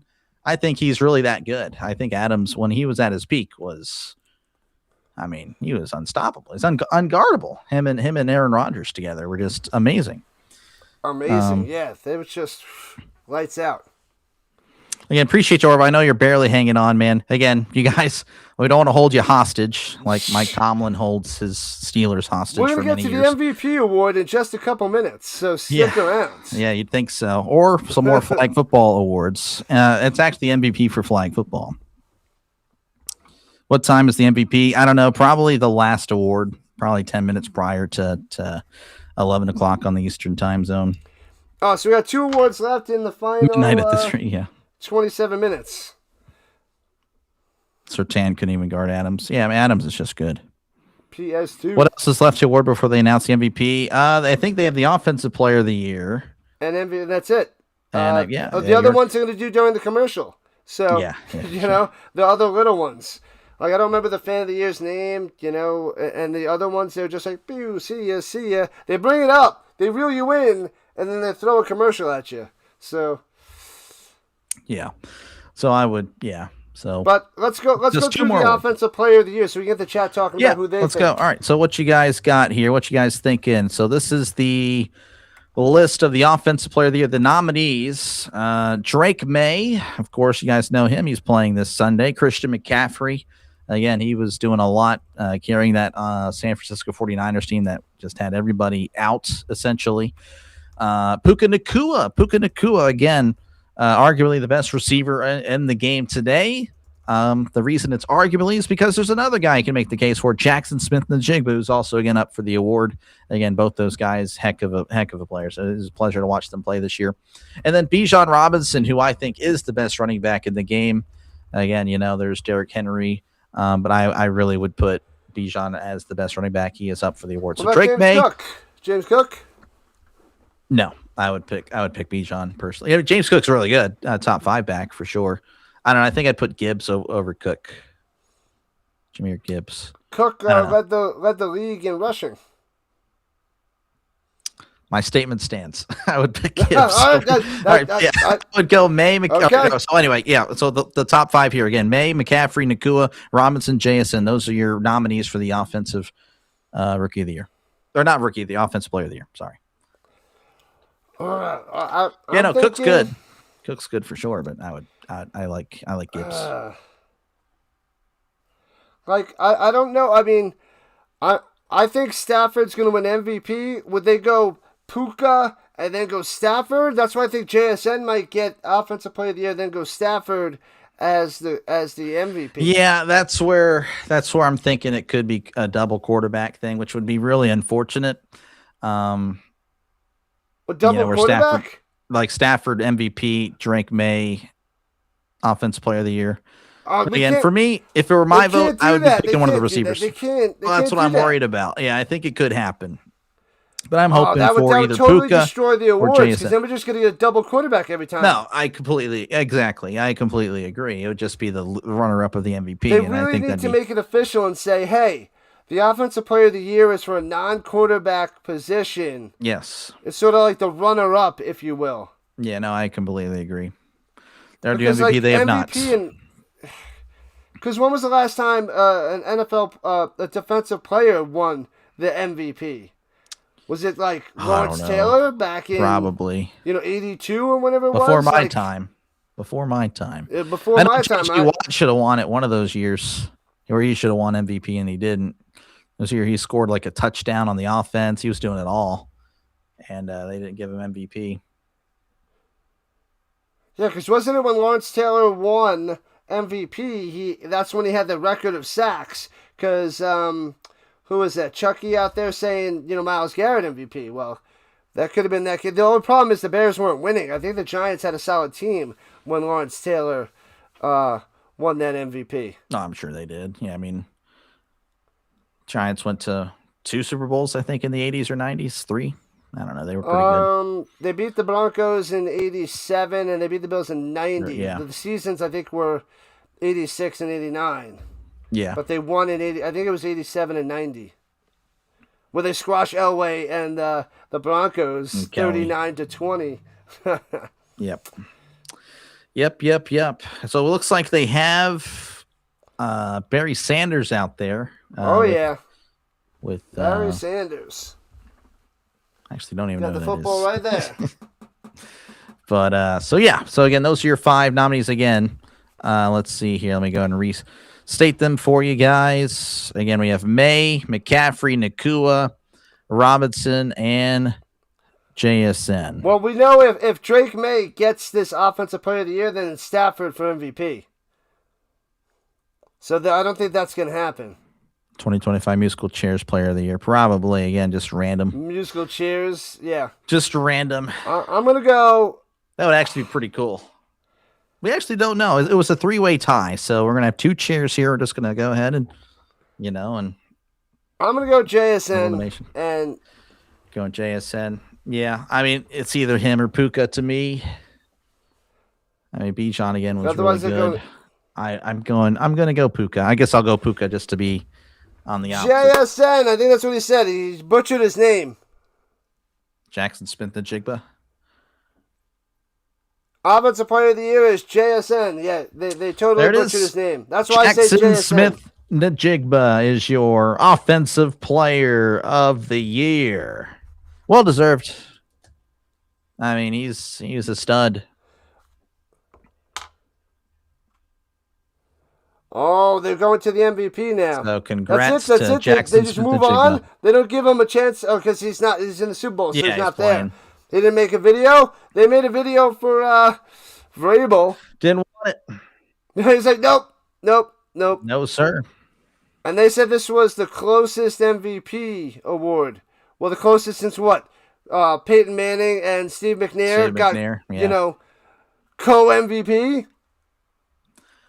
That's what I'm going to assume. So the MVP finalists, again, it's either going to be Stafford or May, but we'll go ahead and also include Josh Allen, Trevor Lawrence, and Christian McCaffrey. McCaffrey's not winning. Yeah, McCaffrey. No, I don't think. Again, I don't Lawrence, think. I think he did. He had a solid. Really well. He had a solid end of the year. Yeah, no, he put himself into the conversation with how he played. And then again, Josh Allen. I don't know why he's even on the list. To be honest, They had to fill it. Yeah. They had to fill it with 5 guys. They should have put Rodgers. Ooh, 5 guys. Too expensive. And his 23rd QBR in the league. 23, 24. MVP's up QBR next. rating. Aaron Rodgers. Are you talking a bunch of nonsense? Is that what I'm hearing? I'm going data, actually. Data. Yeah, data's nonsense. Yes. Yeah, analytics and data has ruined the game. Exactly. I agree. Thank you. No one deserves it. Shouldn't give one out this year. I don't know about that one, Chris. I don't know about no one. Again, I think Stafford or Drake May have done a great job. I personally, I think it would be Stafford. I think Stafford would be the man of the year. Yeah, I don't even know. If they announced. We got to see if what does the chat think? Do you think there's a chance that it's co-MVP? You think they're going to do that? It's been a while. It has been a while. They could do it. But yeah, what do you guys think? You guys thinking co-MVP? Stafford and May share it? Because I honestly think it's Stafford. I think it's going to be one. Or it's a co-MVP. I don't think May wins it outright. So I think it's one or the other. And I think they might split it. I don't know. I kind of get that vibe with Jackson Dart saying it was the closest, blah, blah, blah, blah, blah. Maybe they might have so close. It was a tie. Oh, baby. I personally like to highlight this comment here. Goku sharing his opinion on the Walter Payton Man of the Year. DK should win it. I think that's great. Maybe we'll have a nice little DK Man of the Year, and or Antonio Brown. Antonio Brown of the Year. I think that'd be a great award. DK's gonna win that. DK won that. I think DK won the 2025 Antonio Brown of the Year. The Antonio Brown Award of the Year, Man of the Year, yeah. Don't even put man, just say Antonio Brown of the Year, because it's Antonio Brown of the Year. It's the Antonio Brown of the Year. So he's like, I'd like to thank Antonio for this one, and me being an idiot. Continue the Steelers tradition of just crashing out. Yeah. Fuma Fahamahala Fala. I think they went a little too fast with these awards because there's 17 minutes left and we have one award left. Well, that's where they got you. So I was kind of already preparing for it. They're going to go ahead and show the video and tease it. Then they're going to get to another commercial. Oh, that's guaranteed. You already know what's happening. Puka's out there dancing, but he's got to be mad that he didn't win the Offensive Player of the Year. Puka's went crazy off the field. He's definitely interesting. George Pickens. Pickens is runner-up. Yeah, Pickens. Again, another Steeler crash out. Well, why is this? It seems like a theme with these Steelers. Mike Tomlin. That's all I gotta say. Oh, it's Tomlin's fault. It wasn't too crazy before. Again, Plaxico, it was a little crazy, but didn't shoot himself till he went to New York. Hines Ward wasn't too crazy. I don't think. No, Hines Ward was great. He was classy, I thought. Yeah. So yeah, I mean, again, it's a Tomlin thing. But the one problem with Hines Ward is like everybody recognizes him as the best blocking wide receiver of all Yeah, time. I think that kind of hurts him a little bit. No, he was great. I think he's a Hall of Famer. Again, he did all that. He had 12,000 yards on like a running team, on a run first team. I mean, that's very impressive. Yeah, because he helped block for that team. So. Yeah, I mean, you put him on like the Rams or the Colts, a pass, throwing 550, 600 times a year, his stats would be so much better. Didn't he win the Super Bowl MVP? Like, didn't he win one? He's the Super Bowl MVP, Super Bowl XL. I think he's great. Definitely one of my favorite players growing up. So, Class in '98 with third round pick out of Georgia. Yep. And Sean really Alexander. Good. And Randy Moss, right? Yeah. Really good. Randy Moss was, yeah. Yep. Because I remember collecting football cards back in '98, and there's a bunch of good cards, yeah. A bunch of good gets. Chris, fan of the year should be Tiffany. Tiffany's great. Tiffany is great. Xavier Worthy deserves an honor? Yeah, I guess so.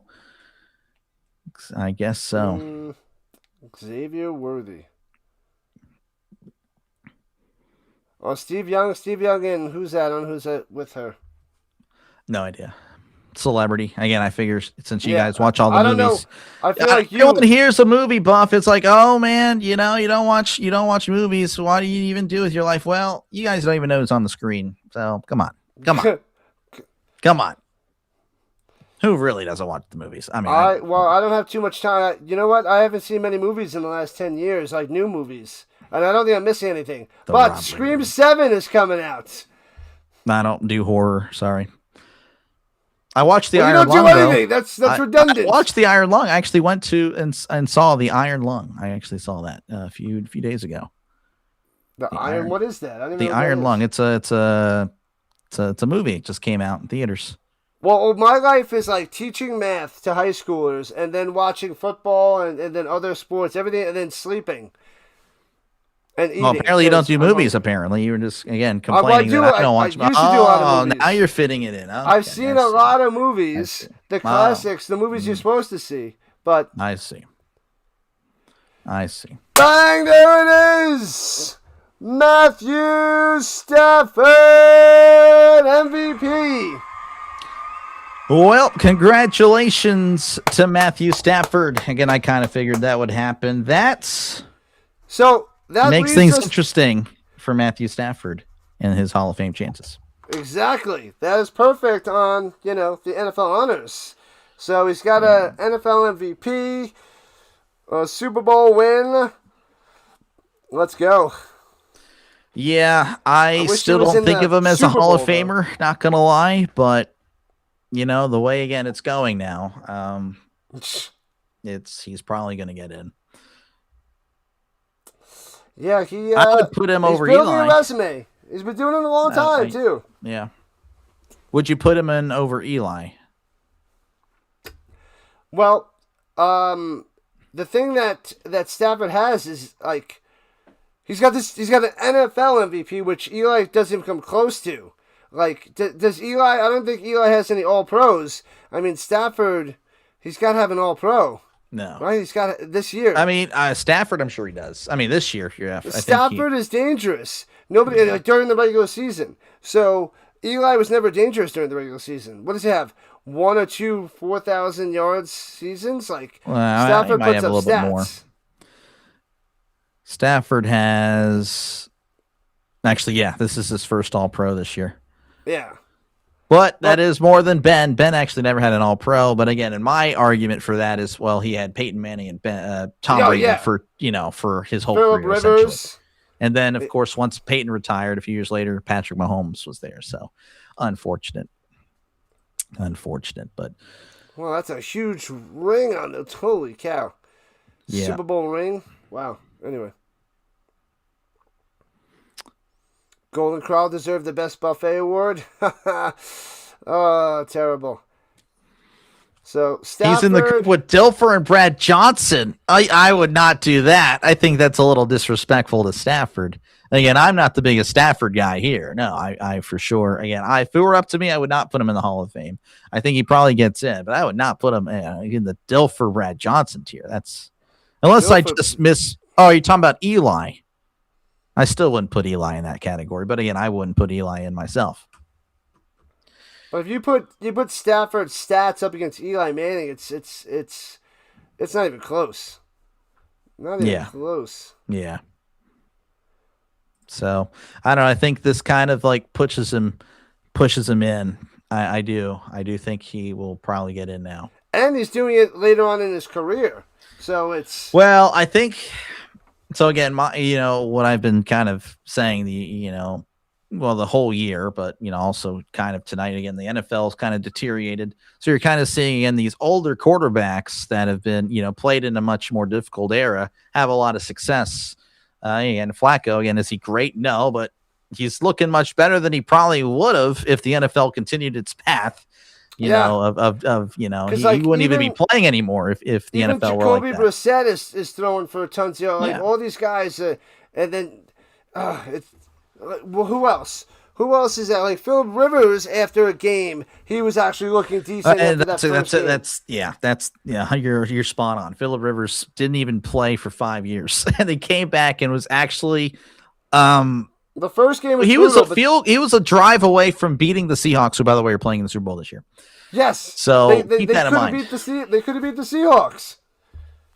So again, that's just the NFL now. So. Yeah, I mean, So it's like if you can't play quarterback at even a decent level, that's how bad you are right now. So essentially, the Trey Lances, so it's just it's ugly. Yeah, no, the NFL is clearly trending downward again. I know a lot of the younger audience, my age and lower, hate me for that, but it's the truth. Now, again, I don't think I've had this argument with the older audience, football in the 70s and 80s, I remember this one guy back in my day, and he was trashing Ben, saying Ben wouldn't have lasted at all in the 70s and 80s. I personally think you put Ben on the 70s Steelers, they're winning 6 rings there. I mean, Ben could pass. He's way better than Terry Bradshaw. He would have. Again, I love Terry, and I think he also gets a lot of hate. Yeah, I'm not a Terry fan. Yeah, I think he did. He was awesome. He threw a touchdown pass in the fourth quarter of every Super Bowl he was in. He had to make a play. He would, and he won an MVP as well. Not a lot of people remember. I hate him as an announcer, or I can't stand him. I don't even want to hear that. Older, guy. I've liked him, but he's getting a little older now. But yeah, all right. What do we got here? They should have beat the Seahawks. They were close. Stafford has played with some really good receivers. He has been very blessed. Megatron. He had Cooper Kupp in that explosive year, and of course now he's playing with Puka, Devontae. We got one more award. What are they talking about here? Which award is this? Yeah, Gronkowski will get in for sure. Oh, the Man of the Year, just straight up Man. Is this the Walter Payton Man of the Year? Walter Payton Man of the Year. Yep. Oh, I thought they announced it. They're like, they teased it a long time ago. Everybody left. Everybody's going home. Everybody's like, all right, Stafford MVP. Who cares about the Man of the Year? We're talking about football. We want football stuff. It would take Bubby Brister over most of the quarterbacks today. I don't know about that one. I Bubby. Denny knows I can't stand Bubby Brister. Bubby Brister. My dad and Denny, those two guys just troll me about Bubby all the time. Oh my gosh, Bubby Brister. That is insane. Bubby Brister could make a Pro Bowl in the year 2025. I would agree with that statement. I would agree there. I will not push back, but I don't think he'd be any good. I was made to play in the 70s. Yeah. 2 years ago, I went to a flea market in Denver, and I almost bought a Bubby Brister jersey because it was pretty cheap, but it was a little bit more than I wanted to pay. It was pay for it. It was like $15 to $20. I'm like, no. If it was 10, I would have bought it to just have that jersey, but it was too much money for a Bubby Brister jersey. So I was like, no thanks. Yeah. No, not a Bubby guy. Not a Bubby guy. Let's see Oh here. man, Hall of Fame Terry Bradshaw. Yeah, he battled cancer a couple times. Yeah, it's rough stuff, man. Rough stuff. Yeah.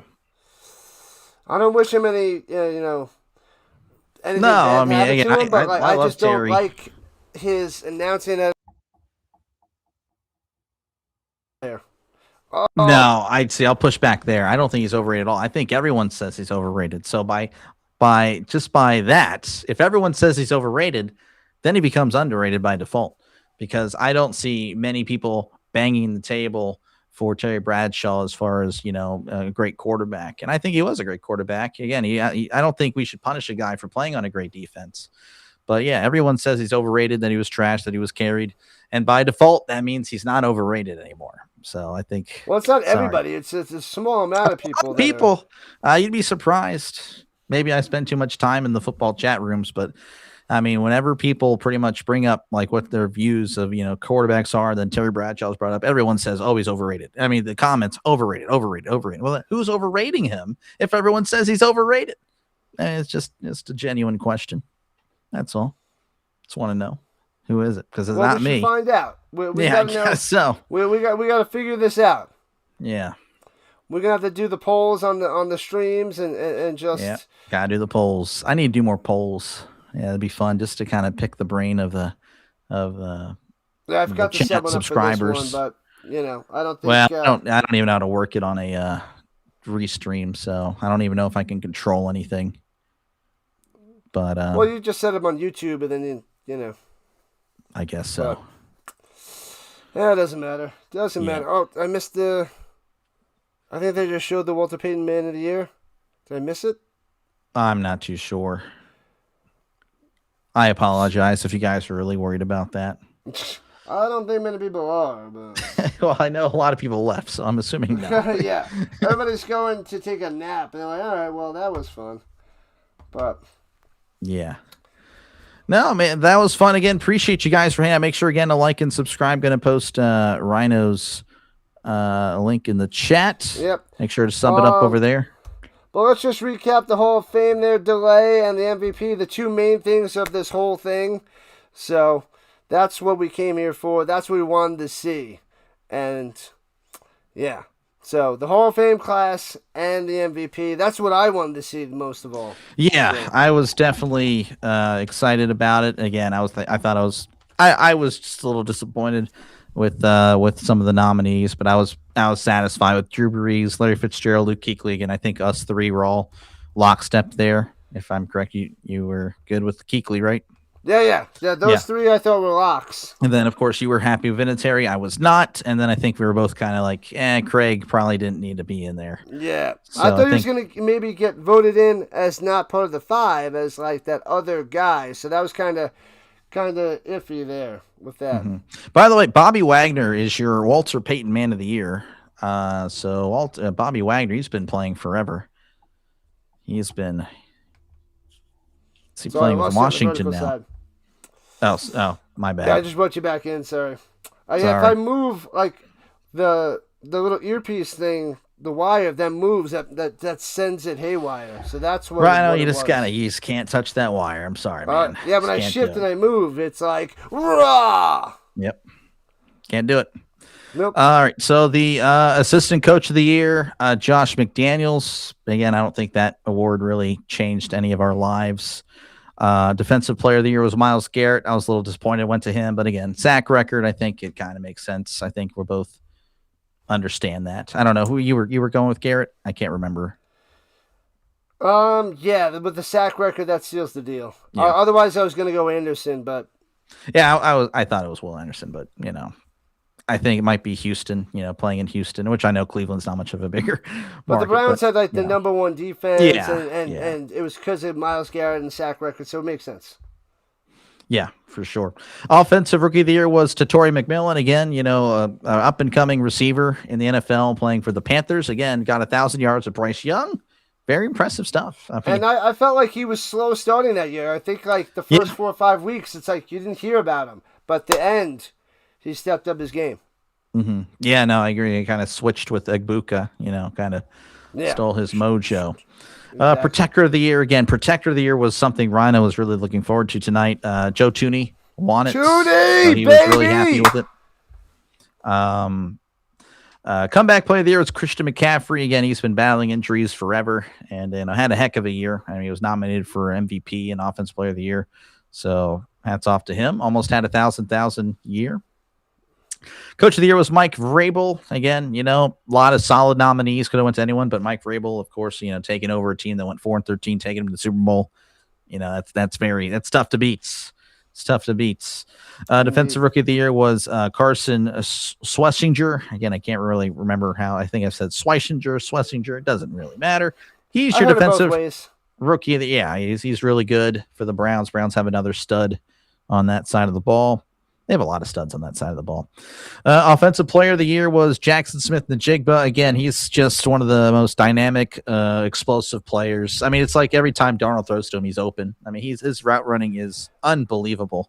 I mean, he just creates and finds space. Tom Brady was going gaga over his positioning and always. Yeah. I mean, again, the first time I saw him play this year, which actually was against the Steelers, but really that game against the Buccaneers, I'm like, man, the Seahawks are really good, and Jackson Smith-Njigba is a big reason why. He was just amazing.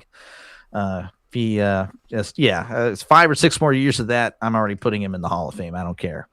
MVP is Matthew Stafford. Again, that probably propels him to a future Hall of Fame possible Hall induction, of Fame or at status. least getting him to the finalists for sure. Definitely not first ballot. Yeah, definitely not first ballot. I don't think he should be first ballot. Unless next year he goes and wins a Super Bowl or something, like a repeat performance. But that's unlikely. Yeah, if he does that, I would say then you have. Oh, the NFL Man of the Year was just talking. I don't even know who it was. Bobby Wagner. You don't know who Bobby Wagner? It was Wagner? Yeah, I just said that earlier. This guy. I'm talking to you, and you're not paying attention. What is this? What was that? No. Oh, Bobby Wagner. Let me write that down. It was Cam Chancellor. Now. Cam Chancellor was your 2025. Yeah, ridiculous. But yeah, no. So Bobby Wagner, the MVP close. So I'm actually kind of curious. Were they released publicly already? Kind of curious. Well, the good news is we all made it through. We're all still awake. Everybody's going to sleep now. Thank you, everybody. Thank you, moderators. Thank you, everybody on both sides. Appreciate you guys. Yeah, it was fun. You guys are the best. It felt good to be back with Dr. Delay chatting it up. Oh, my gosh. Oh, the MVP. He was not kidding. The MVP voting results, 24 votes for Stafford, 23 for May, 2 for Allen. Unbelievable. Stafford barely gets an MVP. So they did release it by one. Not barely. Like, it was almost a co-MVP. Yeah, almost. Yeah, that is unbelievable. King, you were correct. Oh, my gosh. That was close. 24 to 23. That wow. is. I didn't think it would be that close, but wow. Yeah. Wow, and then 2 people chose Josh Allen over those guys. Probably Buffalo writers. I mean, that's ridiculous. Get them out of here. It's awesome. Yeah. Like probably people that voted for Roger Craig. Who does that voting? That's crazy. That's other sports writers. Again, it's just a lot of, I don't know. I think, again, we got to change the voting process. You vote for the best people. You don't vote for, again, Josh Allen. He had a great. The first half of the year, but, I mean. Yeah. Those two were clearly, everyone kind of knew those guys. I mean, you should have voted for those Except those 2 guys. Wow. Oh, yeah, except those. Yeah. That was pretty wild. Thought you had to win by 2, this guy. So, but, it's like in any profession, the coach of the year running? Yeah, sure. Any job, there's always going to be the bottom 2 guys that just have no clue what's going on in any field. You're always going to have the terrible doctors, the terrible teachers, the terrible sports writer. Like, you're going to have that, and apparently there's 2. The baseball writers. Like, when they don't have Ken Griffey Jr. being into the Hall of Fame unanimously. Like, who said, you know what? I'm not going to put Ken Griffey Jr. on my ballot. Like, who would? It doesn't make any sense. Yeah, an idiot would.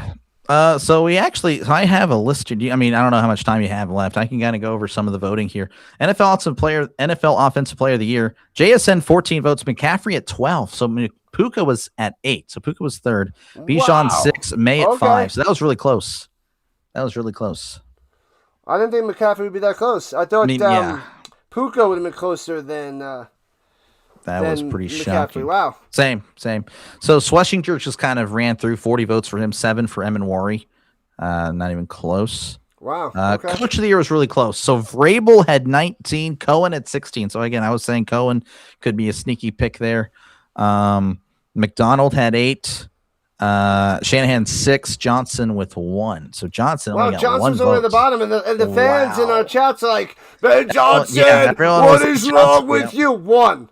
Everyone was Johnson, but and Johnson it was that finishing guy. last. It was that one guy in the chat. He got the vote. Yeah, I guess so. NFL comeback player was McCaffrey, 31, Hutchinson 9, not even close there. I don't even know if they have protector of the year voting. They don't, apparently. NFL offensive rookie of the year, McMillan kind of ran through it. 41 for McMillan, 5 for Shuck. Defensive player of the year, that was unanimous for so no one else got a vote. In what? Which one? Unanimous for Myles Garrett. Oh, wow. Assistant coach of the year, McDaniel 17, Vance Joseph 10, Flores 8, Fangio 4, Kubiak 3. There's some other votes too. Burke had 3. Matt Burke, not too sure who that is. It's not the center. It's someone else. Robert Saleh had 2. Anthony Campanelli 2. Aaron Cromer 1. I have no idea. So interesting. Okay, but that's crazy. So 1 vote between the MVPs and then the NFL Offensive Player of the Year was interesting. McCaffrey getting 2nd. That's a shock. Indeed. Puka's off the field stuff may have impacted that too. There's that. That could have done that. I don't know how much you know about that, but yeah. Anyway, I didn't look into it too much, but I remember hearing a little bit of rumblings. Yeah, it's like I'm like streaming and working, and then I don't hear too much of the noise in between. So that's the problem with my schedule. So I miss those little things. Yeah. But anyways, make sure you guys like it up, sub it up, hit that notification bell, because we just stream all the time. We cover so much sports. If I'm not covering it, Delay's covering it, and vice versa. We're just doing so much stuff. It's crazy. So yeah. Make sure you hit the notification bell. If you're still watching and you're not sub, make sure to sub. It's free. I mean, it's free to do. It's free and fun to do. It's so easy. Yeah. You just go click, boop, and sub. Part of the team. If you want to unsub, well, I mean, everyone unsubs for me, so it happens. It happens. I get unsubbed all the time. Anyway, thank you guys. That was fun. I enjoyed this, Rhino. It was good to talk to you once again. It's been a while. That was fun. I mean, I wish there was a better performance on their end. We did the best we could with what they gave us. You know what I mean? Yeah, dude, the NFL honors, that was disgusting. I don't know if Goodell, if you ever watch this stream, I know you watch all my stuff, Goodell. Terrible stuff. Absolutely terrible. He darn should. I don't know. Well should. You got it. I mean, it's again, they're just pushing stuff. They are pushing non-NFL things or, celebrities. And of course, again, just on paper, it looks like it's a good, well put together show. But to a sports fan, that's not what we want to see. I'm all football. I'm all sports. Right? If I'm watching an NFL show, I want to watch NFL stuff. This what they're trying to do is they're trying to get the casuals like the Super Bowl, and that's not what they want to do here. What? The Swifties. And maybe that's what they're trying. Yeah, they're not getting the football fans, but this is for the football fans, not the Swifties, not the casuals, not the sometimes. But I guess they're trying to make that what that's about, and I think that's where they're going to lose a lot of people. Yeah. Because they're not going to their core audience. Mm-hmm. No, I completely agree. I mean, they just need to stick. I mean, again, they're not going to, but they should. Again, I could air out all my grievances. Because who wants to watch this? The football, we want to. They got to be talking sports and football. I don't understand the other nonsense. You know what I mean? I don't. It is nonsense. But I tuned it out. I think you tuned out a lot of that too. especially that first hour. Like, we're talking about the sports content. I couldn't even listen to it, but, just looking at it, I can already tell, like, there was just a bunch of stuff that I would have been annoyed with, and yeah. What's up, Abraham? Oh, man, yeah. Soulless cash grab. Chris, you're on it. You know it, Chris. But yeah, I guess that'll do it. Again, thank you guys for watching. Make sure, again, like and sub. And again, we'll be covering the Super Bowl. So whether you want to watch it with Rhino or me or go back and forth, I'm not going to be offended at all. And I'll also be covering the Puppy Bowl beforehand. And yes, he'll be doing the Puppy Bowl.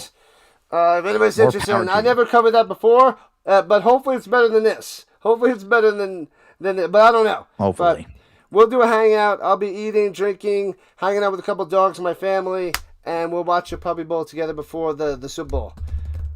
Yeah.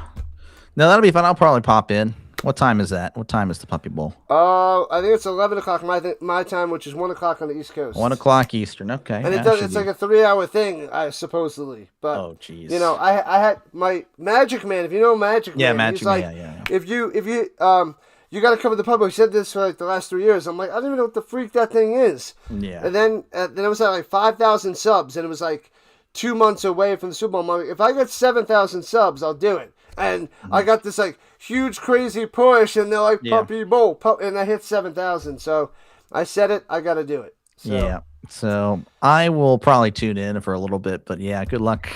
I could never. It's gonna be rough, more power to you again. Congrats on 7K. I know. I don't know what your goals are in the immediate future. I don't know when you expect to hit 8K. I'm hoping we get to like 15K this year. I think hopefully that's doable. Double what we have, Really depends. I mean, Chris has floated the idea of 20 for me. I don't know. That would be a crazy push at the end. I don't know. It really just depends how baseball and all this stuff's going to go for me. If baseball's huge, then the 20 is in play. Huge, then 20 is possible. If it's the same, then 15 I think is really good. But definitely want to keep going. So obviously, this would be great to do. But February and March is going to be light with what we cover. Like the sub rate is so small. Again, I'm already like stressing out on it. Seeing all the numbers and all that. But yeah, I think you got to just cover some more baseball stuff in March. I think that might boost World things. Baseball Classic probably. Yeah, for sure. But see what happens. All right, let's shut it down there, Dr. Delay. Because I got to eat. I'm starving. So. So tell us real quick your favorite quote from your favorite movie to send us off. And that was a great quote. One of the best around from his favorite movie. All right, people. Thanks a lot. You guys are the best around. We'll see you guys soon. Peace. Soon. Football day, all week, all year. Rising Rhino, Dr. Delay. Catch you guys later. Shutting it down now.